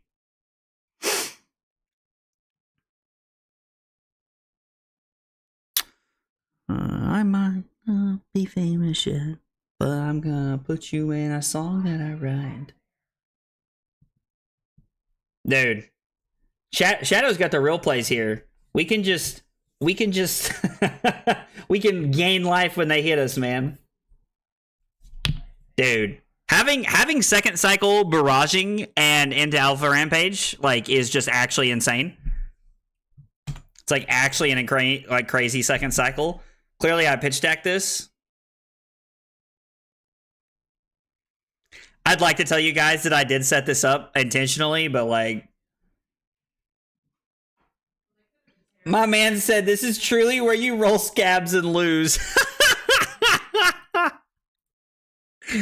Oh, man, I love it. I absolutely love it. I've had this happen to me a couple times, but I've never actually gotten to do it to somebody, so that feels pretty good. Man, what a grindy game. 15 turns, and we were able to get there. Well, that felt pretty good. Although the hold the line was spicy. Yeah, Dark Courteous, I was just kidding. Like, I was just trying to be funny. Like, even if we hadn't shuffled, like, there's no world where I think I pitch decked that, especially not on purpose. So that, like, yeah, I was just trying to be funny. Obviously, my joke didn't hit very well, but I was just trying to be funny. Oh, all right. Well, guys, I'm gonna take like 2 minutes here. I gotta use a bathroom. I'm gonna get some more water, and when I come back, we'll be playing more Rhinar. Thanks for hanging out tonight, guys.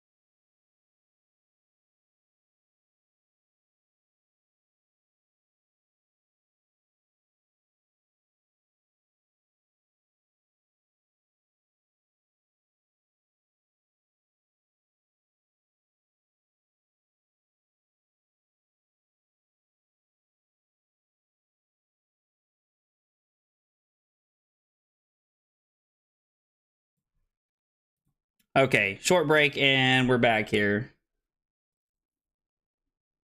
I mean, dude, like the 3 life off of Dig Up Dinner was actually really good. Like no joke, troll. Like the Dig Up Dinner like life was really good right there. Shadow, I always buy more fab cards than I should, fam. Like always, man. Like it's like dude, like let's not talk about it, man. I buy way too many fab cards, dude. Like my collection ever grows. It's kind of sad sometimes. Oh, it's Trent. Let's go, dude. Let's go. It's Trent. Oh, I love it. All right. If you're hanging out on Twitch, we're gonna run our prediction here on betting. Let's see. Will I win this game? Yes or no? We got a 5-minute submission period, so if you're hanging out on Twitch, be sure to bet those channel points so that we can see what happens here. All right, against Trent, I'm gonna be honest. I have no idea what we want. Like, I assume we want go again here? Like, I don't know what the key to winning the mirror is. I truly don't. We bring in Command and Conquerors, the 3 Assault and Batteries, and the Runners. Like, nope, not gonna win. Dude. Easy to accumulate, hard to get rid of. Dude, Zechariah, what's something you'd like to see for channel points, man? I would be more than happy to throw something in there for like channel points if you guys want to find something to use. Like talk to me. What do you guys want to try and use? I don't think I want Sinks because he intimidates. Maybe I want the lead with speeds tier.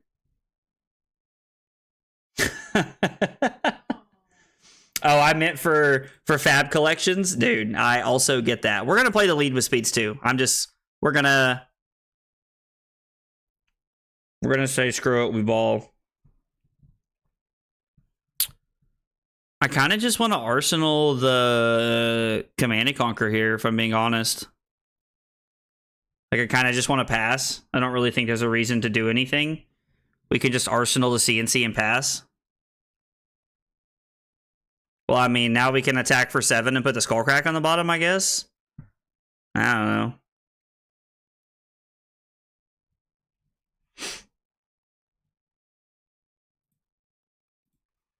Now that he's taken the agility, let's force Trent's hand a little bit here, I guess. Wait, I need my Twitch emotes. Mirror comes down to this. What? Being able to have multiple agilities? Is that what you're talking about? Like being able to have like go again? Because I assume that go again is actually like cracked.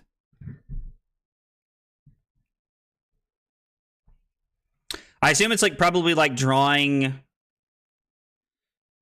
like some amount of like drawing blood rushes first and things like that, but no, look at Trent gaining 2 life. Look at him. Who sees power cards first? I mean, that makes sense. And then Trent just passes.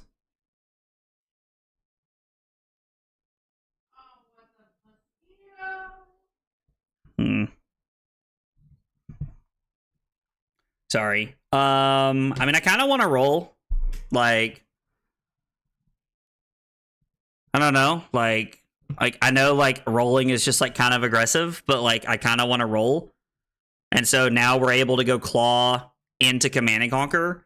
And if Trent wants to give me Flesh Bag this early in the game, I'm just going to smile and say, okay, 100%. Caleb said roll. I love it, dude. Dude. There is something very fun for me about rolling the dice. I won't lie.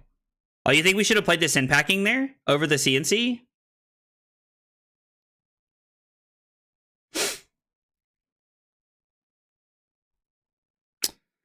I mean, if we block with Massacre, we can just keep the life total up and just like again try to like. I mean, we can throw a Beast Within for 6. Seems fine, I guess. Like, we're keeping cards in our deck. Rolling in person is very fun. So I'm inclined to agree with you, but what makes it more fun about rolling in person? You know what? That's what we should do. Like, that's what we're going to do right now. Every single person in the chat, if you are a Brute player and you roll in a special way in person, how do you roll that special? I've seen a dude that has tiny die. I've seen a dude who has a cup that he shakes and then slams it down. Dude. So let me know how you guys roll. Like, let me know how you guys roll or what you like better about rolling in person, because I think this could be a fun conversation for everybody. I have heard about Ethan getting others to roll for him. I have heard about that, actually.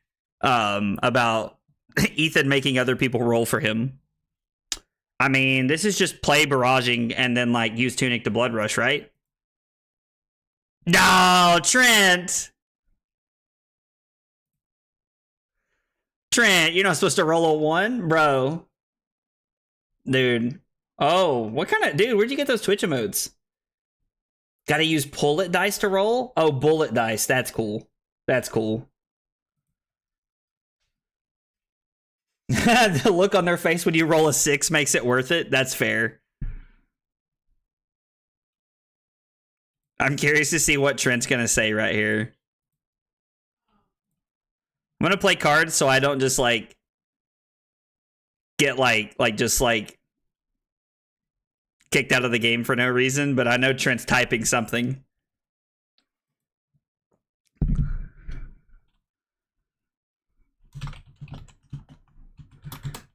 I'm gonna ask him if he's got any 1s. Oh man. Oh, he said, just you wait, yours is coming. I'm gonna tell him. I told him, I said, I'm scared of rolling a 1, to be honest. All right, so let's play BRB. Discard our pack hunt. Let's intimidate again. And then hopefully we find a way to... Wow. What is this nonsense? Well, this sucks.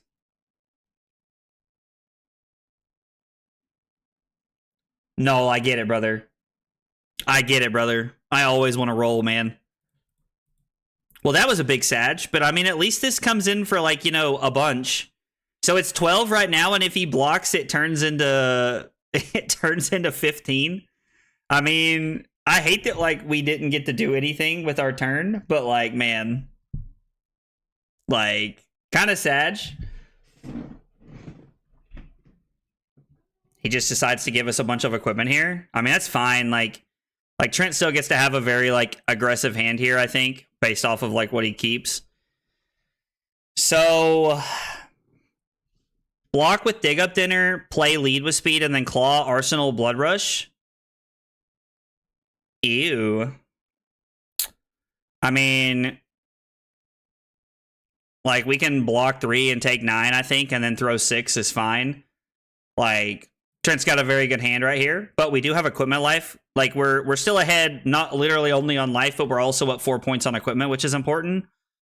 So I think the Lead with Speed into the Claw for 6 is pretty good. Forces at least a card or 2 out of his hand, and then we can Arsenal the Blood Rush, I think.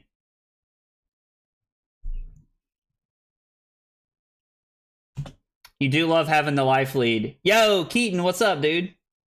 Best way to roll has to be bringing a trouble board game to the table. Dude, Tameshi, that is like, that will be forever how I roll now. Like, certified will be rolling that way forever. Get a Quicken token? I'm not sure what you mean by get a Quicken token.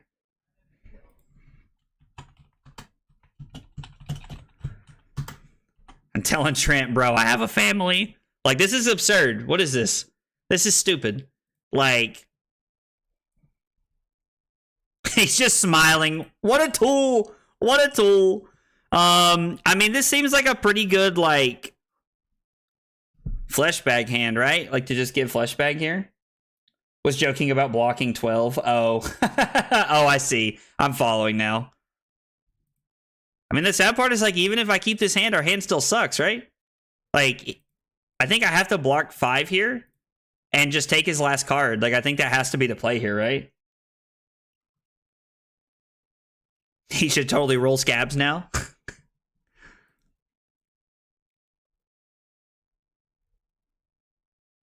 I mean, we're pretty much just limiting this to, like, it's either the card in his arsenal or it's a claw here, which is still for 7, which is like bananas, but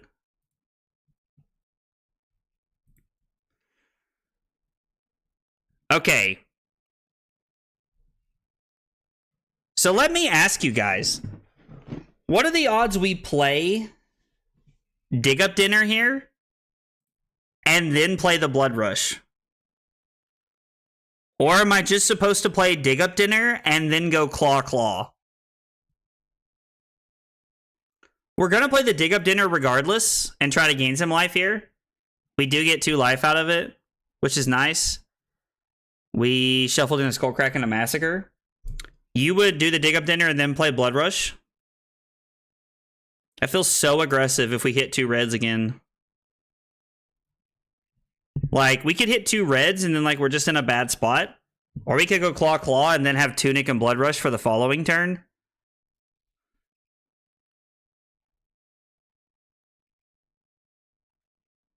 I mean, I wouldn't have had to have rolled to have done Warmongers, right? I could have played the Dig Up Dinner, then threw the Claw with the Agility token, and then played Warmongers. We could have done that. I don't know. I think it's better to go Claw Claw here. Sir, you playing a Brute? I don't know, man. Like, this just feels so bad. I'm sorry. I didn't quite catch that. Oh, shut up, Siri. Nobody's talking to you. Oh, this is such a hard decision. I see, Chips. I also agree. I don't know. I'm sorry. I can't do it, Josh. I can't do it, man. There's just, it's too much. It's too much risk, I think. Like, I feel like it's wrong. I don't know.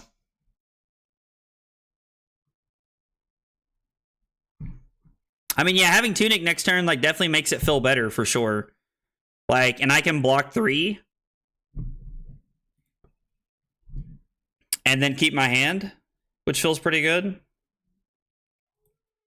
I'm going to take the 5 here.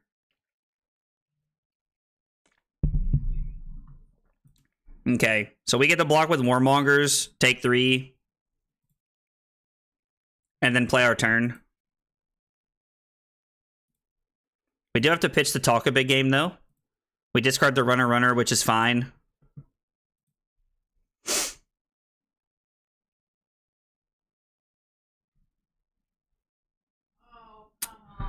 So, Beatdown. We have a couple of options here. I have to think about how we want to do this here. I don't know. Yo, Tameshi with the Hydrate. Let's go. Sorry, I missed that a minute ago, buddy.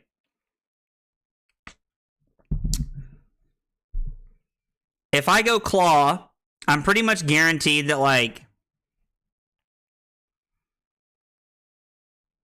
I can do something afterwards.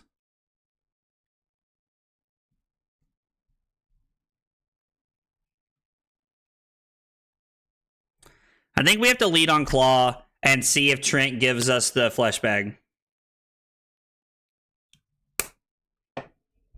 I truly don't know what he does here.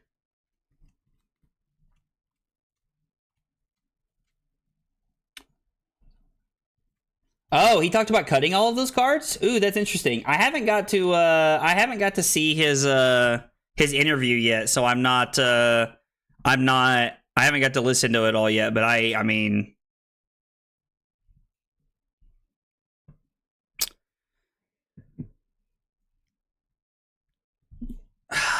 this is tough. I mean, since he's not going to give us the flesh bag here.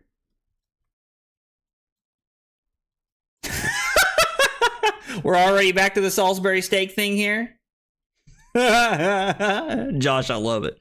So we could take the line that Troll's talking about here. We could throw Agile Windup for 8, pitching the Regular Romp and Arsenal this.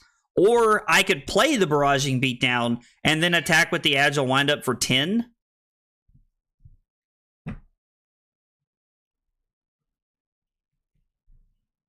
I mean, we could also discard the Windup to make an Agility and then play this and then come in with the Claw. That's also a line we could make so that we have a good offensive turn. I mean, Windup 10 like is pretty good here. I think that's like a pretty aggressive hand. We're pushing a lot of damage. Like, not setting up for the next turn can be, like, pretty bad, but, like, I don't know. Like, attacking for 10 here, when we know that they can't stop the 2 buff that we put on it, like, I think feels pretty good here. You always like the barraging beatdown in Arsenal, just to, like, have it for the following turn troll. Like, is that, like, you just like having the, like, extra value for the next turn? I mean, they do have 2 cards in an Arsenal here.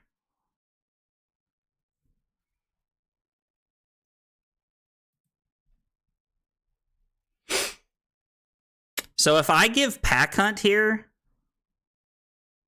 can I use the Sand Sketch plan here? Like, is there any world where I'm just gonna give the Sand Sketch plan and the Scab Skin Leathers here, and then just throw the Sand Packing? I could give Beast Within. If I give Beast Within in Apex, I get to block 5, take 2, go to 10, and then I get to throw Sand Packing and Arsenal the Pack Hunt. I think that's a pretty okay line for us because Sand Packing's for 7, which means Trent has to give us 2 cards and a Scab Skin Leathers, which I kind of like, honestly. Yo, Tameshi gifting out the tier 1 sub. Dude, let's go. Dude, thank you so much for gifting that sub. I appreciate it, brother. That means a lot, man. And Troll, welcome back to the sub category, fam. Tameshi, thanks a lot, man. I really appreciate that. I think attacking for 7 here is like a really good line. I don't know, like, and we get to, okay, so he Arsenal the Sand Sketch plan. I don't know if that's a good Arsenal card. Like, I really don't know if that's a good Arsenal card or not. Does it, like, somebody that plays Brute more consistently than me, is that a good Arsenal card?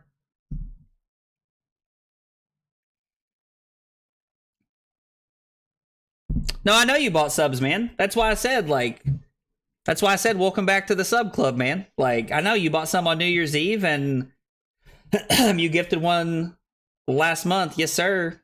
Tameshi is OP. I mean, he gives me 3 cards. We're going to Arsenal the Pack Hunt. Jesus. So he discards this to make an agility. I mean, so this is crazy here. Good for setup turns. Speed running the 03 bracket. Okay, so we can go to 7 here. No, I'm sorry. So if I block with the swing big, I can go beat down. I mean, that's just 14, right? Like, that's just always correct. And he has 1 card in hand. Man, I kind of want to block with the Bone Breaker there, but I don't know if I should.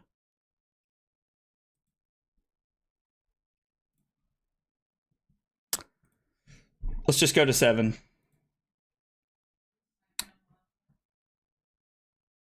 So you would have kept the swing big and you would have went to 4 there? To, like, try to throw the swing big as well? Because, I mean, we could have rolled there and try to go for that.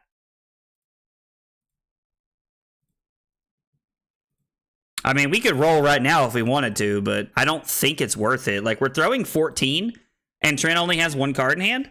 I haven't counted, but, like, this is... If he gets 3 from hand, 4, 5, 6, he takes exactly 8. So he literally has to give us a 3 block, and he has to give us every piece of equipment. He said GG got hosed.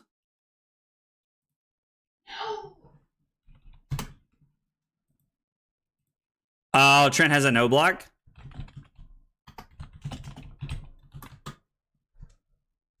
I'm going to assume that Trent has a no block in hand. Oh, he has a Reckless. Oh, dude, wow. Wow, yeah, let's go. You would have used the... You're more conservative there? Dude, I mean, Trent always seems to get so unlucky when we play on stream. Like, it's funny because, like, when I test against Trent, like, the few times we've tested, like, off camera, we always play these, like, super grindy games where, like, it's just, like, Trent is, like, always, like, making me sweat. And then, like, when we play on stream, stuff like that always happens to him, where he gets stuck with a Reckless dude. Dude, that is, like, So crazy. Like, yeah, that's the question. Who won points off me winning that game? Oh, let's see. Choose outcome. Yes, I will win. Complete prediction. Let's go. Everybody gets some points. Everybody gets some points. Well, hopefully everybody gets some points. Demeshi said, good thing I didn't bet. Oh, Trent, I'm sorry you got stuck with the no block there, brother. If you're back, man, that's tough. Troll 1 and Slip 1. I love it, dude. Oh, man. Yeah, Trent, that's tough, man. That's bad beats, brother. I won't lie, man. That's pretty unfortunate for you, I feel like. I mean, it sucks, but yeah. You know what that means? It's time to bet against me? No, dude, get out of here. Listen, I've only got one cup filled up for Big Hydrate here. So our opponent's gonna go first. We just brought in everything, right? Like we literally just played everything except Slip was telling us not to play the lead with speeds because they're 2 blocks. So we'll leave out the lead with speeds and we'll leave out the arc smashes here this time and try it like this and see how it goes. But we got a Big Hydrate coming for Slip. We got a Big Hydrate and I'll have to get another Big Hydrate after this. Ask me anything. Do you prefer mayonnaise or mayo? I definitely say mayo. I won't lie. I'm definitely a mayo person. Like I'm a mayo gamer, as it were. We want to keep this to pitch, right? Like we're just blocking like this, I think, since he's gonna overpitch to throw the thing at us here. What is this nonsense? What are we doing? I mean, we can play beatdown and then pitch double show no mercy and arsenal the runner. Like, I could play barraging beatdown and then play the runner to come in for 10 and force 2 cards, but this also forces 2 cards. So I think I like this better. And then we can try to get value out of the runner to try to like set up string multiple agility turns together. I will abuse my newfound power. What newfound power is that? All right, let's run another prediction here while I'm thinking about it. Will I win this game? Yes or no? All right, we got a 5-minute timer rolling on the game here for everybody. So you guys can vote on whether I'm going to win or lose this game. I mean, if we say no blocks and go to 34 here, I can 5 go again, putting the massacre on the bottom and then throw the sin packing here. Like, which I think is pretty good. I bet 500 on you. Dude, let's go. He said, my points. I think it's worth taking 5 here. I think it's worth going to 34 to like throw 11 at our opponent. We're going to take 6 and attack for 11, like pretty early on in the game. And I think this like gives us an opportunity to like try and set up like a pretty like a good tempo hand. All right, while our opponents decide, we got a Big Hydrate for Slip coming.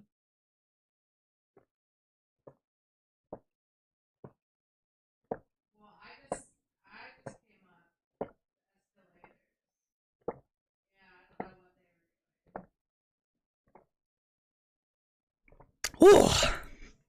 Slip, I got you on the other one after this game.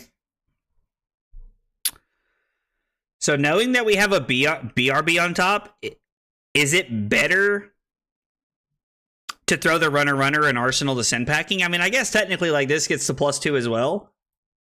So like we want to take more cards out of their hand here, I guess. Oh, you lagged out of the bet? Oh, dude, that sucks, man. I'm sorry, buddy. Knowing that the BRB on top like does like really help here. Oh, excuse me.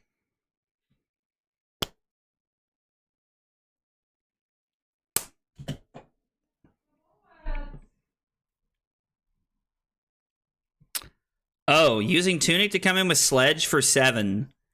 I mean, we're just supposed to take 7 here and just play the BRB, right?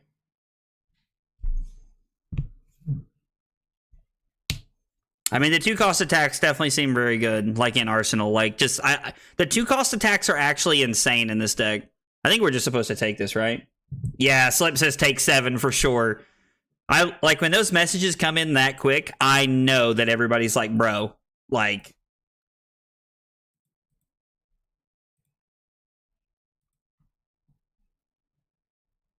What is this? What is this? I mean, I guess technically, like, we still get to, like, have an 18-point turn here, which is fine. I don't know. Was hoping for something better there. Yeah, getting to do that and leave the sink in Arsenal is pretty good. Would you rather go with would I rather go with Carly to a water park or to a theme park? Well, Carly's currently in the other room yelling about Call of Duty, it sounds like. To answer your question, I think I would rather go to a theme park. I think that's somewhere we would have more fun.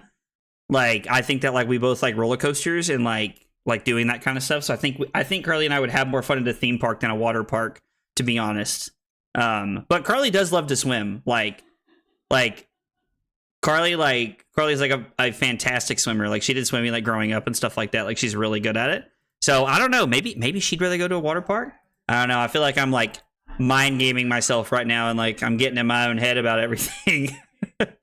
So the funny part is, like, they block that way, and they're actually going to get punished because we have the runner, which means we're going to be able to like we're actually going to be able to use the agility for next turn. I hope we're going to Arsenal the sink below and try to set up something pretty good here.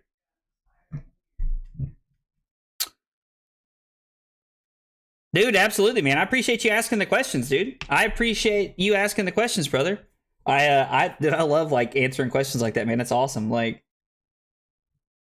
I do like keeping the tunic up, Slip. I won't lie. I do like keeping the tunic up, and having the sink in Arsenal is like bananas. So this is for 9, which means I could give sink and scabs take 3, and then my hand would be assault and battery, discard the beast within, which is pretty good. And then if I hit yellow or anything, I get to throw Massacre and Intimidate again. I mean, it seems like a pretty good line of play here, right? Like,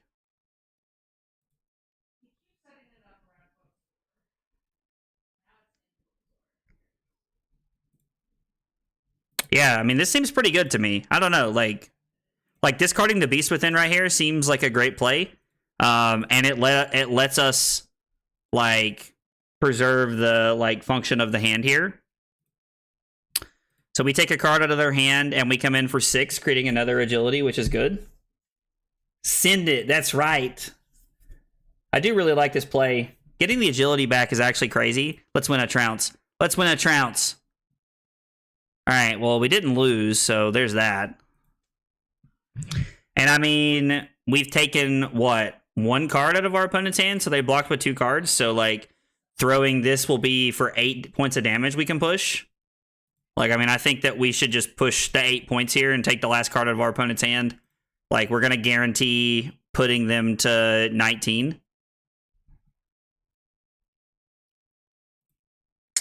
If I block 3 with the E-Strike and take 3, I can throw the Command and Conquer. Hang on. We could go to 15, go E-Strike, go again, putting the Command and Conquer on the... Or I'm sorry, go E-Strike, draw card, and then kind of go... We could go beat down into Claw, or we could just throw the Agile Windup if we draw blue. I think taking 6 is actually right here. Yeah, Runner is like super anti-Guardian just because of the way it's set up. I'm sorry, did they pitch a yellow Buckling Blow? Bro, my man's is on some stuff over there. We're going to pick draw card because of the agility token. Drawing the Swing Big is actually crazy here, right? Like, the Swing Big is really good. Oh, and they draw the Golden Sun? Jesus. So we can just throw the Swing Big and then Arsenal the beatdown, right? Like, that's definitely the play. And then, like, we can try to, like, set up some crazy beatdown shenanigans. Yeah, this is the super... Like, this looks like the super Clash-heavy list. Like, they're playing red Clash of Vigors. Like, they're playing red Thunks. Like, this is not, like... This is definitely not similar to my list in any way. This is like definitely a...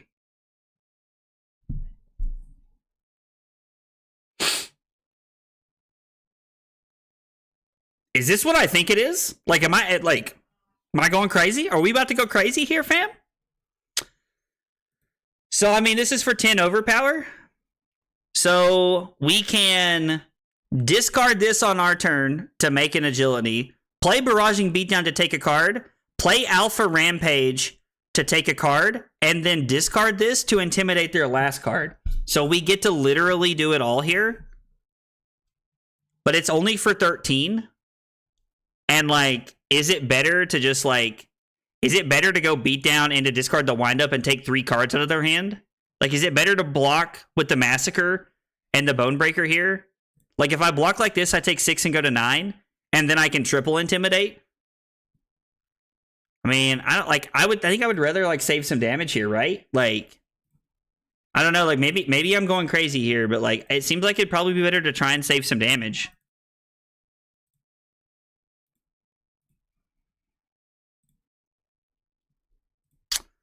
Yeah, like, we get to push a ton of damage here that they have to give us equipment on. And we got to stay at 10. Like, and we still have the flesh bag to play around the pummel here. Why not block with wind up to take the full hand? Block with wind up to take the full hand?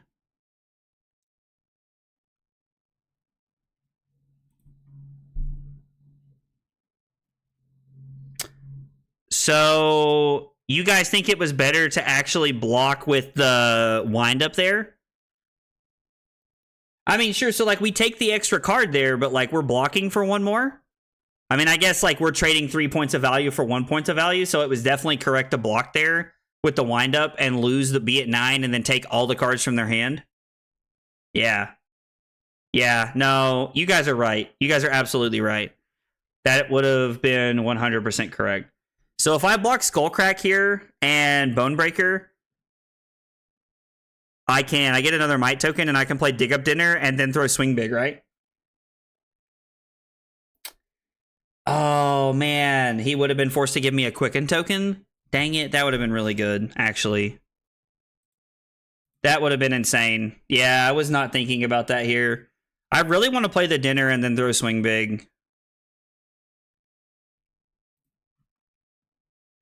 Yeah, you guys are right. That was definitely better. I just completely missed that there.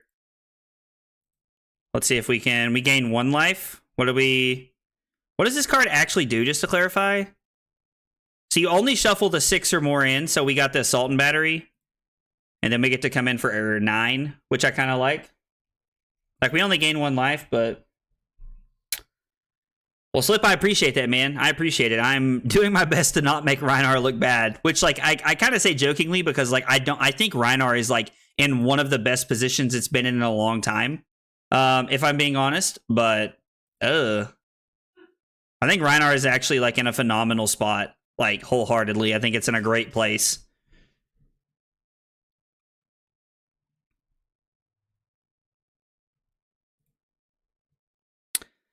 I mean, this is, again, we're just going to block High Roller and Diplomacy, take 2, go to 7, play Dig Up Dinner, and then throw Claw, right? Like, that's just the better play here.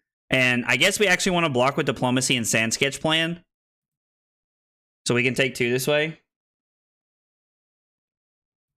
Does he have 5 wins so far? Did he get 5 wins last week? Or does he have 5 wins so far? I'm doing better than Vince said, if I'm being honest. Yeah, man, I'm not a great Vincent player, Josh. I won't lie. Let's see. We put a Swing Big and a Massacre back in. I mean, they do get to keep some cards here if they want.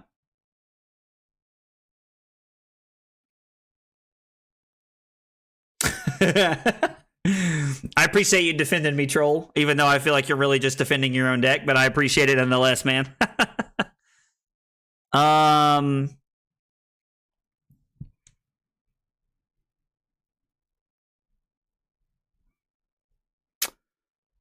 Block 3? How many Blood Rushes have we seen? 1? Jesus. So if I block 6 and take 2, I can throw the claw and then Arsenal swing big, right? Like, that's what I want to do here. I just want to go to 7 and then... Or is it better to Arsenal the barraging?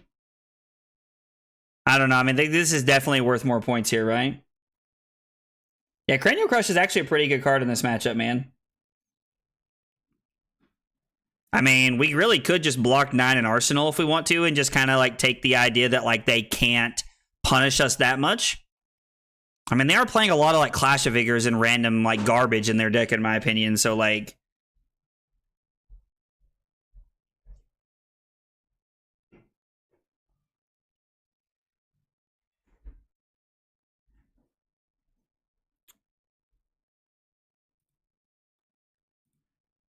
So Arsenal the barraging, which is what Troll says, which is what my gut told me to do, but like also like swing big is just really good.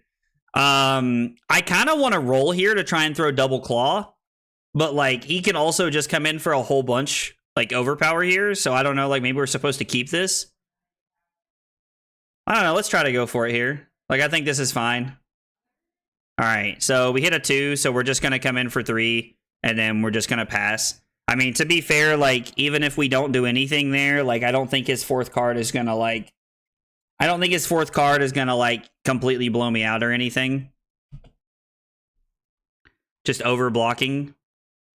And then he wins the Clash of Might as well. I mean, it's unfortunate. Like, there's not really much I can do about it.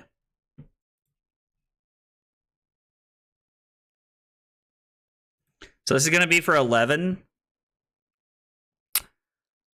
I mean, I kind of just want to block 12 here, if I'm being honest with you guys.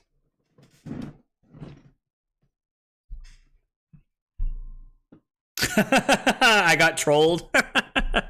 I mean, this guy's on some spice for sure. I think we're just supposed to block block 12 here, if I'm being honest. Like,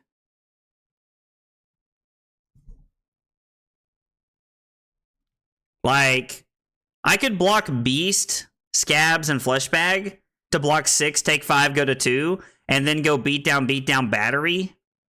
But I don't like that either, so I think we're just going to block 12 here. Like, I think we're just going to block out. Let's keep the life up, and let's try to wait for, like, a turn when we can actually try to, like, punish our opponent a little bit here.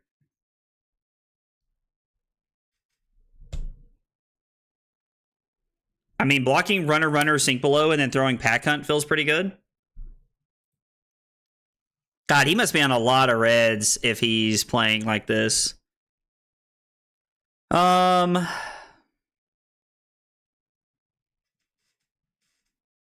you know how I feel as Warrior. Graveyard or bottom of deck. And Warrior, it's a lot worse for you, though, than it is for me. That's for sure. So if I block Runner, and Sink Below here, I can just throw the Pack Hunt. Like, and force some cards out of my opponent's hand here, which seems fine. We could take 3, go to 4, and then go beat down into Pack Hunt, and then Arsenal to Sink Below, but I think I want to use the beatdown to try and, like, end the game here, if I'm being honest. Like, I think I want to try and end the game with that. I don't know. Was thinking Spin Runner for another Intim card. Are you saying, like, sink one to the bottom? This list only has, like, 20 blues? Are you serious, bro? That's crazy. That's actually crazy to think about, that list only has 20 blues. I mean, this just wins the game, right? Like, I'm going to count here to make sure that this wins the game, but I'm pretty sure this wins the game. I'm thinking, please bear with me. They don't have Pummel available to them because they don't have Tunic up, so I don't have to, like, sweat around that.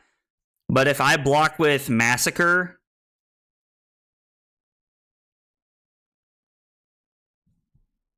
If I block with Massacre and Fleshbag here, I get to keep it all. 18 blues and 33 reds is absolutely crazy. Yeah, if I block like this, I take 3, go to 4, and then I'm able to go beat down into Show No Mercy, which is, like, kind of crazy. I hate giving up our like best pummel tool there to like play around. I mean, I could have given the tunic, I guess, but we have 2 blood rushes in our deck we haven't seen.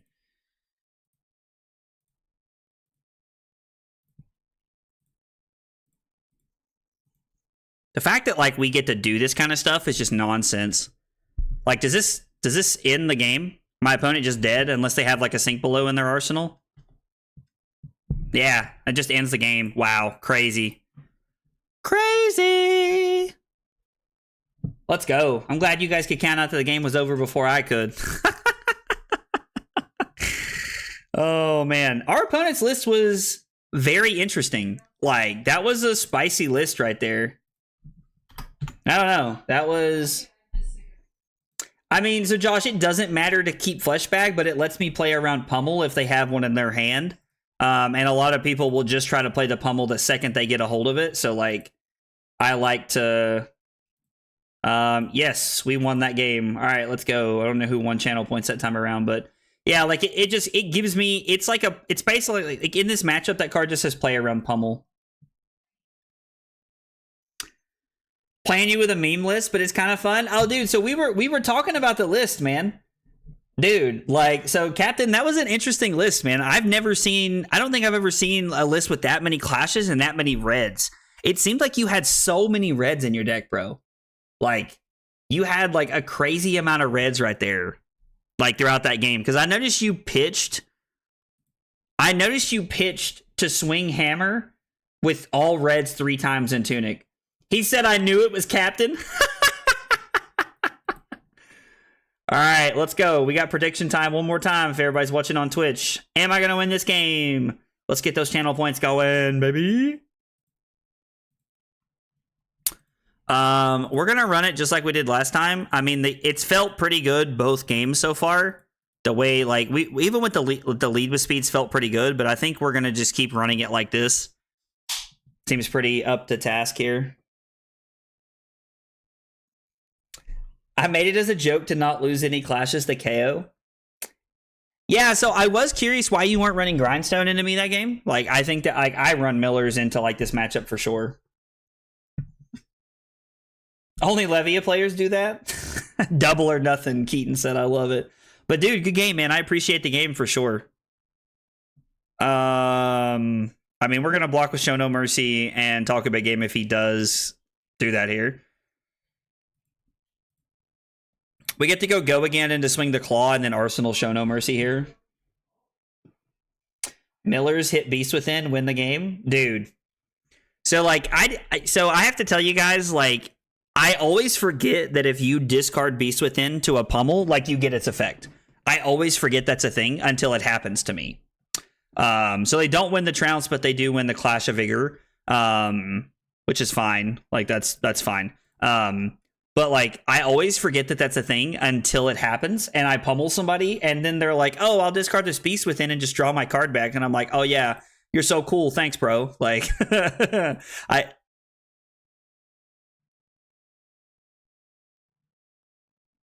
always forget that's a thing. Oh, Slip, I'm sorry, dude. I've got one more big hydrate I forgot about after that game. I got you after this, fam. I'm sorry.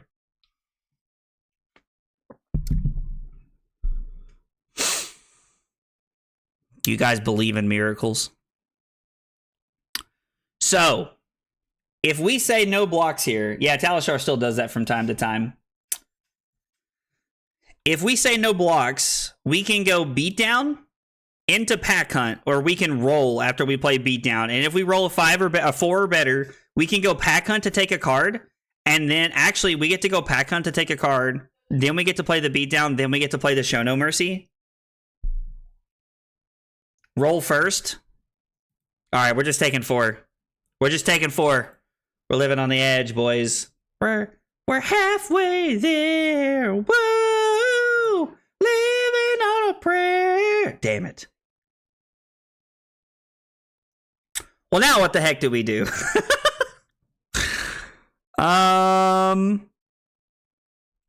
We've rolled like Squidward in a chair. I've never heard that. I don't think I've ever heard that one.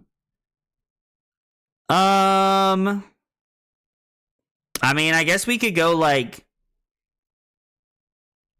beat down into pack hunt here, pitching the swing big into the reckless swing. I don't know, like our turn was like kind of based around that.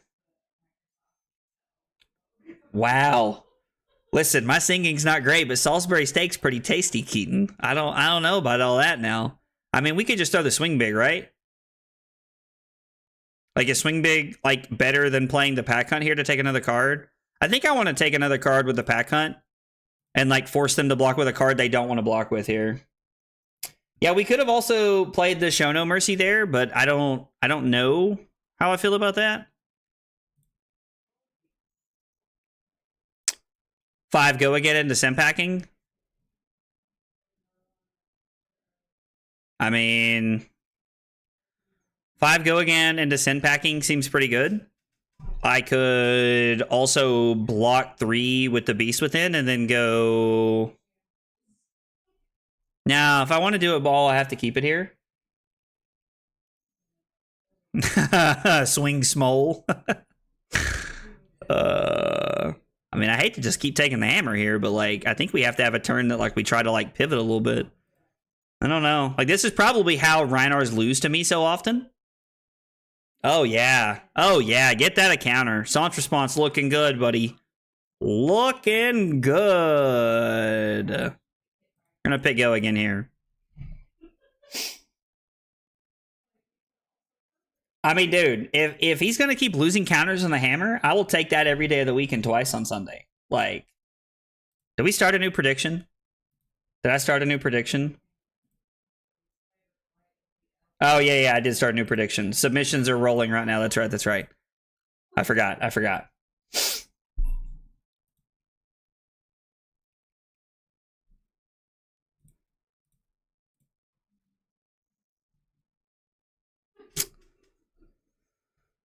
I mean, he probably wants to block this, but like, he probably doesn't really care about getting that Cranial Crush back, right? Like, the Cranial Crush is like not an integral part of his plan.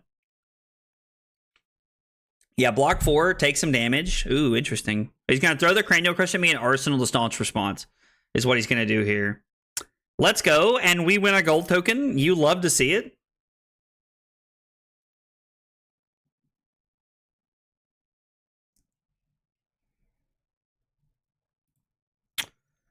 I mean, block runner, play dig up dinner, and then play swing big. We have, no. It's block 6 and then throw swing big, right? Like, that's the better play here. Yeah, I think that's a better play here.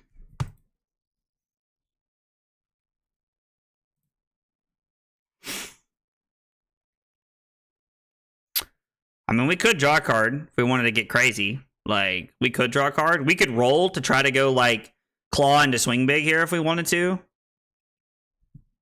It seems unnecessary at this point in time. Like, we're trying to... I want to set up the Show No Mercy with a Blood Rush turn. But, like, we have to, like, get to the Blood Rush without dying. And, like... Pitching 2 cards or 1? Pitching 2 cards, okay. So covering this up to get a Quicken token, but like the Quicken's not really going to matter here. I mean, at least I don't think the Quicken's going to matter at this point. Like,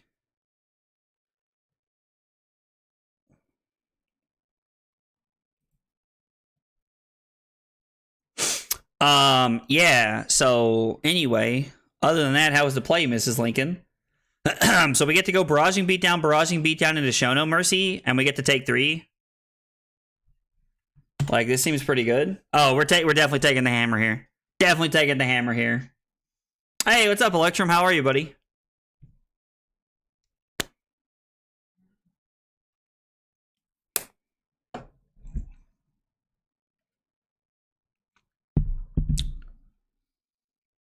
No blocks. Seems like the brute special. Not gonna lie, I'm enjoying Rhinar more than I thought I would tonight, guys. I won't lie to y'all. Like, I'm enjoying Rhinar more than I thought I would. Now, I do own a Scab Skins and a Bone Breaker. And a Tunic.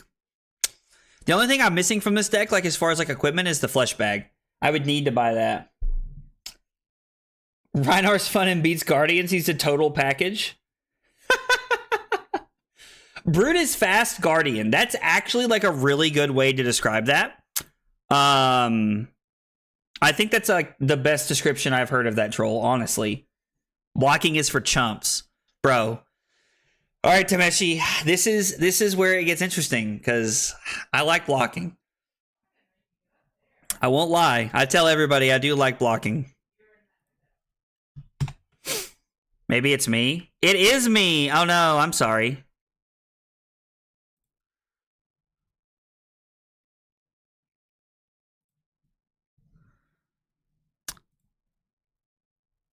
Hey, let's go, baby. And he's playing Oasis Respite? Dude, this looks like... This looks... Oh, no. I mean, I guess he got rid of a counter on the Aegis to not let that run to 2. Dude. I am a Guardian player at heart. I won't lie. Like, I really enjoy playing Guardian, fam. Like, I don't even run from it anymore. I just actually enjoy playing Guardian. Like, but... I am also a really big fan of aggro decks. So, like, the funny part is, like, coming from Magic, all I ever played was, like, red deck wins or, like white aggro or, like, you know, like, burn, like, was my favorite deck. So, like, I am definitely a Guardian player, like, or I'm definitely an aggro player by heart. I have been for years. But when I got into Flesh and Blood, I was so determined to not let myself fall into the trap of just playing the same hero all the time that I was like, you know what? I am going to play other stuff. And so I started playing Guardian because it seemed like a very mid-rangey thing of the format. And I think I was correct with that analysis. Like, it is definitely the mid-rangey thing of the format.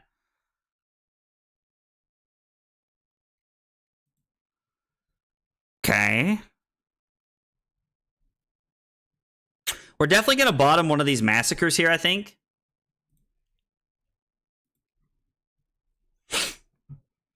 Like, I think we want to bottom one of the massacres here, right? Yeah, time to sink into a blue for right.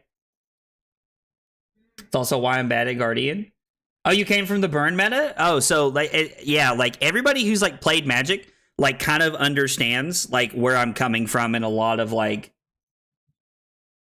in a lot of scenarios like that. Because they've been through it, and they, like, know what it's like to, like, they get sucked into, like, one idea of playing cards, and then, like, they find it tough to, like, expand out. So I completely get it. Dude, Burn Bros for life, fam. Dude, I love Deflecting Palm. Hell yeah, Tameshi. I love Deflecting Palm, fam. It's one of my favorite cards. I still think we're going to pitch this because we want the extra resource floating. Like, we don't just want to, like, draw into 2 reds here, so I think we're going to do this.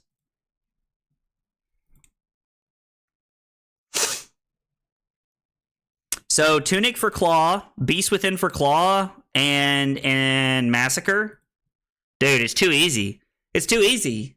Like, we can't stop. I mean, like, he's definitely going to, like, block with a card and Balance of Justice here. That's exactly what I would do. I would block with Balance of Justice here.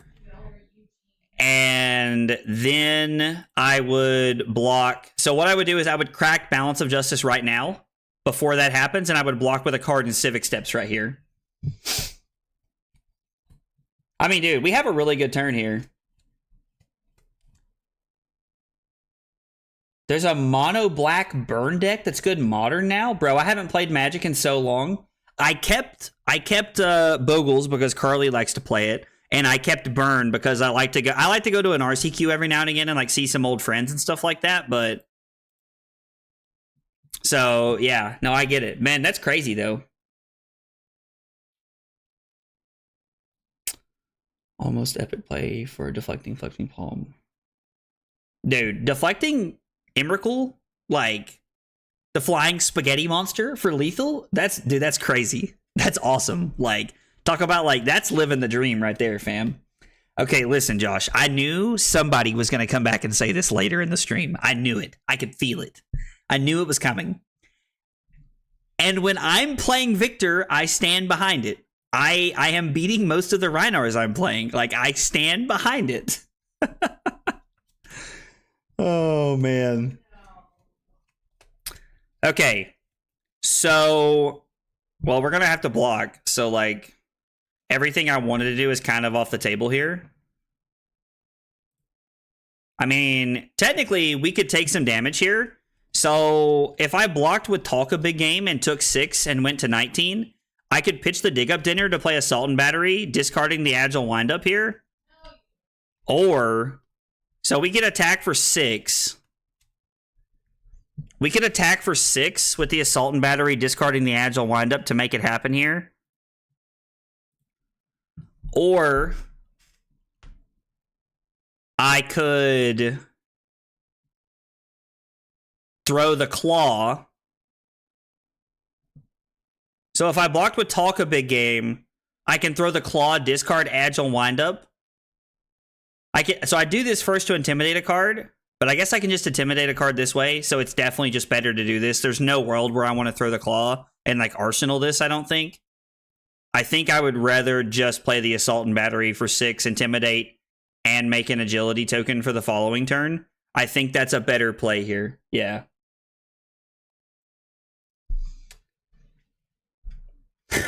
Hear me out. It's not the hero, it's the player. Dude, I don't take that as you like talking trash or like throwing shade or anything. Although Josh does quite regularly. I do feel like that's very quickly become like our friendship. Is Josh just like throwing shade at me while I play? Well, which I mean, listen, if you come into the chat and like you're having a good time and like, you know, you're like poking fun and like we're laughing and like, and it's like, you know, like good fun. I'm all about like, you know, like throwing shots at each other. Like that's me and all of my friends do it all the time. But I do think there's a very like negative way to like do that. So, I really don't want to take 7 here. I could actually, I can crack gold to draw a card to try and find an arsenal and then Skullcrack into Command and Conquer. So let's do that. That's actually insane. You see how I treat Ethan, so I should be honored? Hey, man, I am. Listen, I'm happy to be in the company of Ethan. From his big hulking horse shadow. I'm not gonna lie. I do like that the horse has the golden armor. I won't lie. So let's start by drawing and see what we hit. I mean, this is a pretty good arsenal, right? Like, this is like fine. Can we throw this and the Command and Conquer? It's better to just throw the Skullcrack and the CNC and then arsenal this, right? I think that's better. Dude, I would like to have the horse-only altar. I won't lie. The horse-only altar is pretty cool. I would like to have that.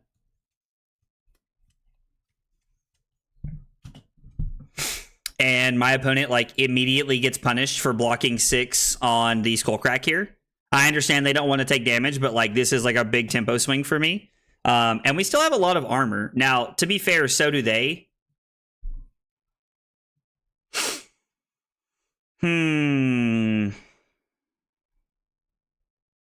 I mean, rolling here could like be bad, but rolling here is also like a pretty good thing to do. I don't know, like if we roll here and we hit, like we haven't hit a 1 all night, but like technically, like statistically, that doesn't matter.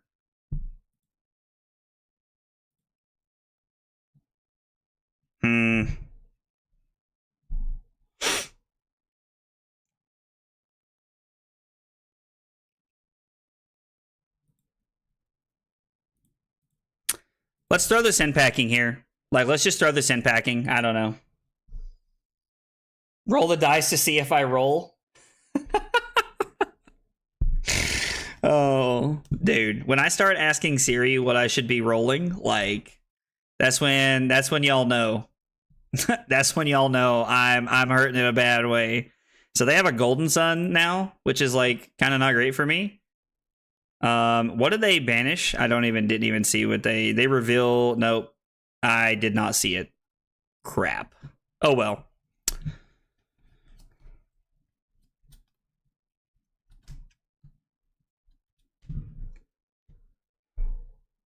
I've only rolled better than a Like, I've only rolled a 4 or better, like, once tonight. But I haven't rolled a 1 either, so, I mean, like, I guess it's, like...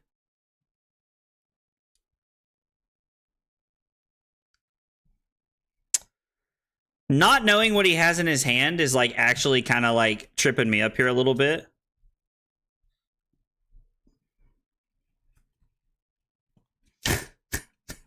Dude, one of the guys in the Discord has been playing a lot of Rock Rhinar, honestly. And Josh, I completely get that, dude. That's how my family is, man. Like, if my family's, like, silent around you and they're not picking on you, it means they don't like you, man. Like, I completely get that. So let's block Runner, and Apex here. I think this is a good time to give Apex.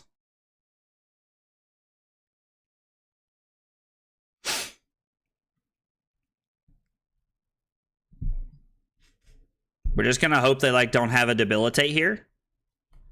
I mean, I guess we know that they have the Golden Sun, but, I mean, so technically we probably should have given the flesh bag. That was probably as good as it was gonna get for us to give the flesh bag.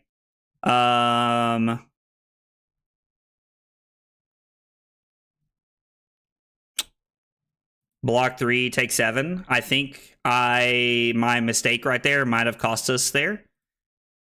Bro, what is happening here? Yeah, no, Silly, you're completely correct. You're completely correct that he had the blue and the Golden Sun, and, like, I definitely should have just given the flesh bag right there to stop this from happening, because I'm forcing him to use Tunic to throw the hammer at me and Arsenal a bad card, or I'm forcing him to just throw the hammer at me, and I've just actively put myself in a bad spot now. Like, just not a good decision. So we're just going to throw Smash Instinct here, and I'm going to Arsenal the Assault and Battery. That was 100% a mistake on my part. And I do think it's going to cost us the game.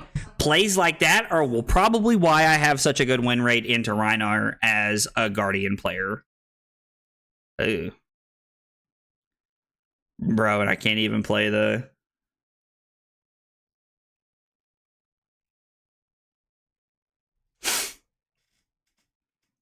I mean... We're just going to block 6. We're going to throw the Assault and Battery here for 6. And then we're going to Arsenal the Sink Below. Like, it seems like the best line here. Rip my points? I'm sorry, Josh. I'm sorry. That's actually hilarious, dude. I would love to see you walking around with a shirt that says official Blood Deck counter.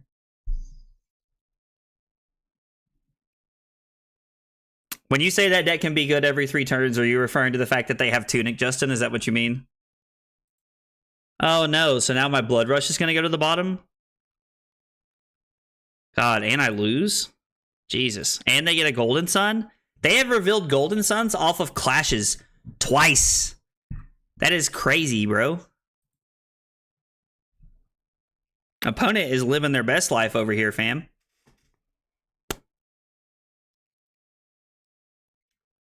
Oh, Rock Rhinar? Oh, I see. I only live here.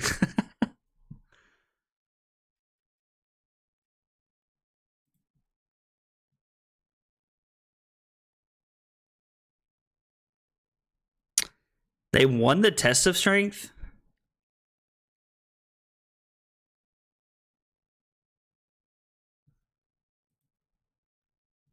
I mean...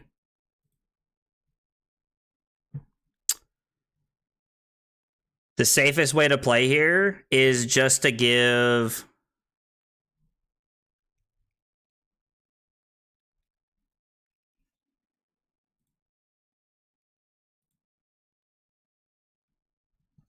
Like, there's no way they have the pummel, right? How many Command and Conquers do they have left? 1 more?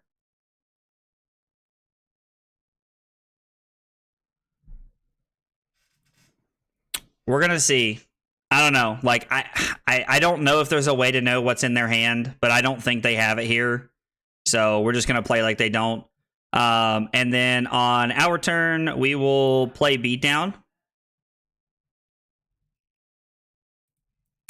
Take a card, and then we'll use Tunic to come in with Claw for 8, forcing 2 cards out of their hand here. Trying to make their hand a little bit more awkward here. CNC with Might is so good. Like, CNC with Might tokens is actually crazy.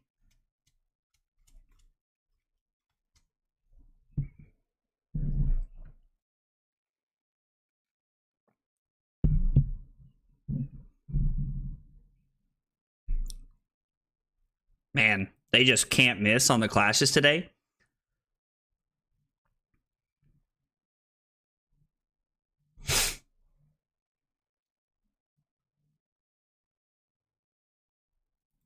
Was it the second one? So they got one more coming. So if we block with Smash Instinct, we can give the Sink Below and take 3, go to 1 here. Spinal Crush with Might is like actually crazy. I think they would have thrown the Spinal if it wasn't for this being like the Golden Sun here. Maybe I'm supposed to stay at 2. I don't know. Like, I guess it's like damage is damage, I guess. But like, we'll put this on the bottom, I guess. I mean, that's not bad. Like, we get to Intimidate twice and just come in for 9 here. I mean, seems pretty good. Yeah, so like a single Might token actually has an insane amount of value because it makes so many things a breakpoint. Like, it's actually crazy. I mean, maybe I'm supposed to just throw the CNC and then set up the Alpha Rampage and Arsenal there. But like, I also don't know like when I'm gonna be able to like keep enough cards to make it really relevant here at this point. Like,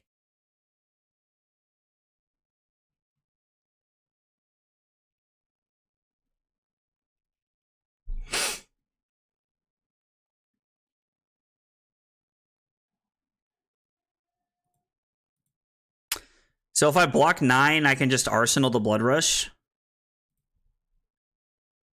I'm going to need them to have an off turn.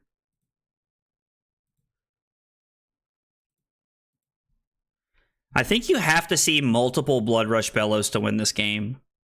I don't know, like maybe I'm crazy. Yeah, the Chokeslam there was really good. Like, I mean, also, like, we just can't take any damage. Like, and we only have the 3 block over here. I mean, I need them to have a turn where, like, they have, like, something like this. But again, like, they are just representing the pummel here. And if it's not in their arsenal... So if I block with E-Strike and Flesh Bag here, I can go to 1 and try to play my BRB. I think this has to be the turn.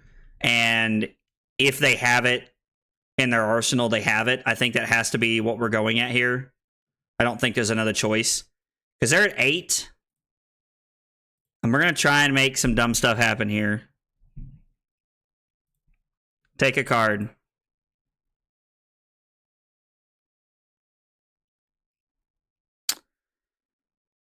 So I need, let's see, pitch this, and then I can pitch this, have 1 floating, and then I can throw the Show No Mercy here, right? Like, we just win here, right? 5, pitch this, have 1 floating, and then Tunic and this into Show No Mercy. I mean, I don't know that we win, but, like, I think this is good enough to get us there. I think it's definitely good enough to, like, put us into, like, Reckless range. Into Reckless range is what I was trying to say. I can't do this because of the Quicken token and do this. There's no way to do it all here, unfortunately. So, yeah, and then we get to use Tunic to just throw the Show No Mercy here, which is going to be for 8 plus more, probably. I mean, We've already taken one card from them, so like I don't think we win here, but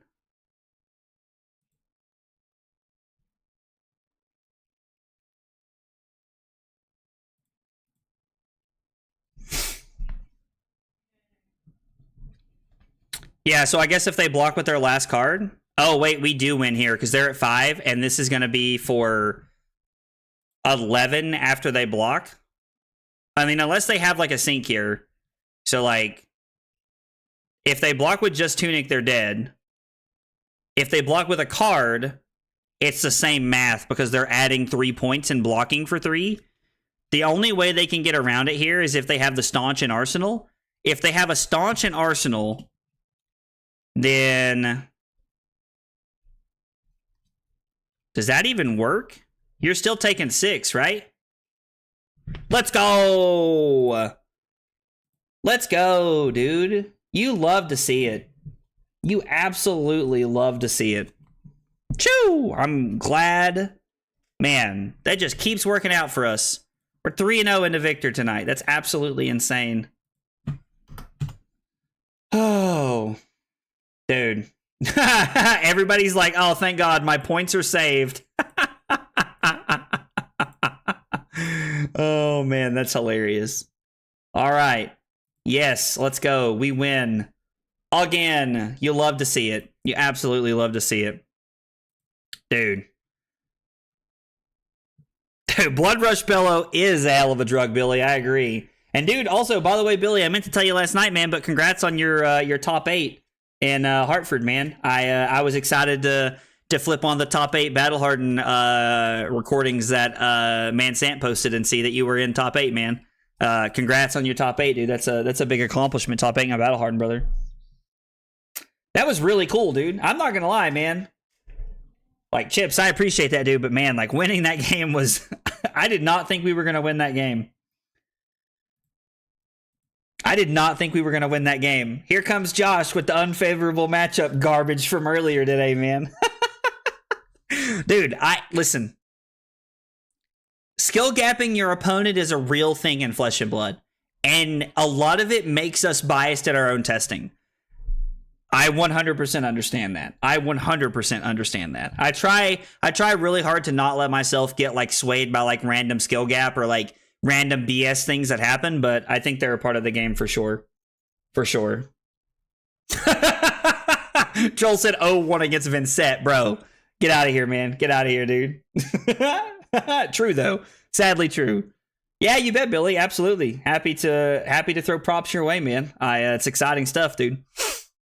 Guys, I think I'm gonna get out of here for the night. I do want to mention, for anybody who's new to the stream, we do have a Discord. If you're hanging out on Twitch or YouTube, you can hit ! Discord. We're also going to be having a Talishar tournament in March. It's going to be the weekend before the Pro Tour. I think it's that Saturday before the Pro Tour. We're going to be having a Talishar tournament, CC, playing against everybody in the Discord.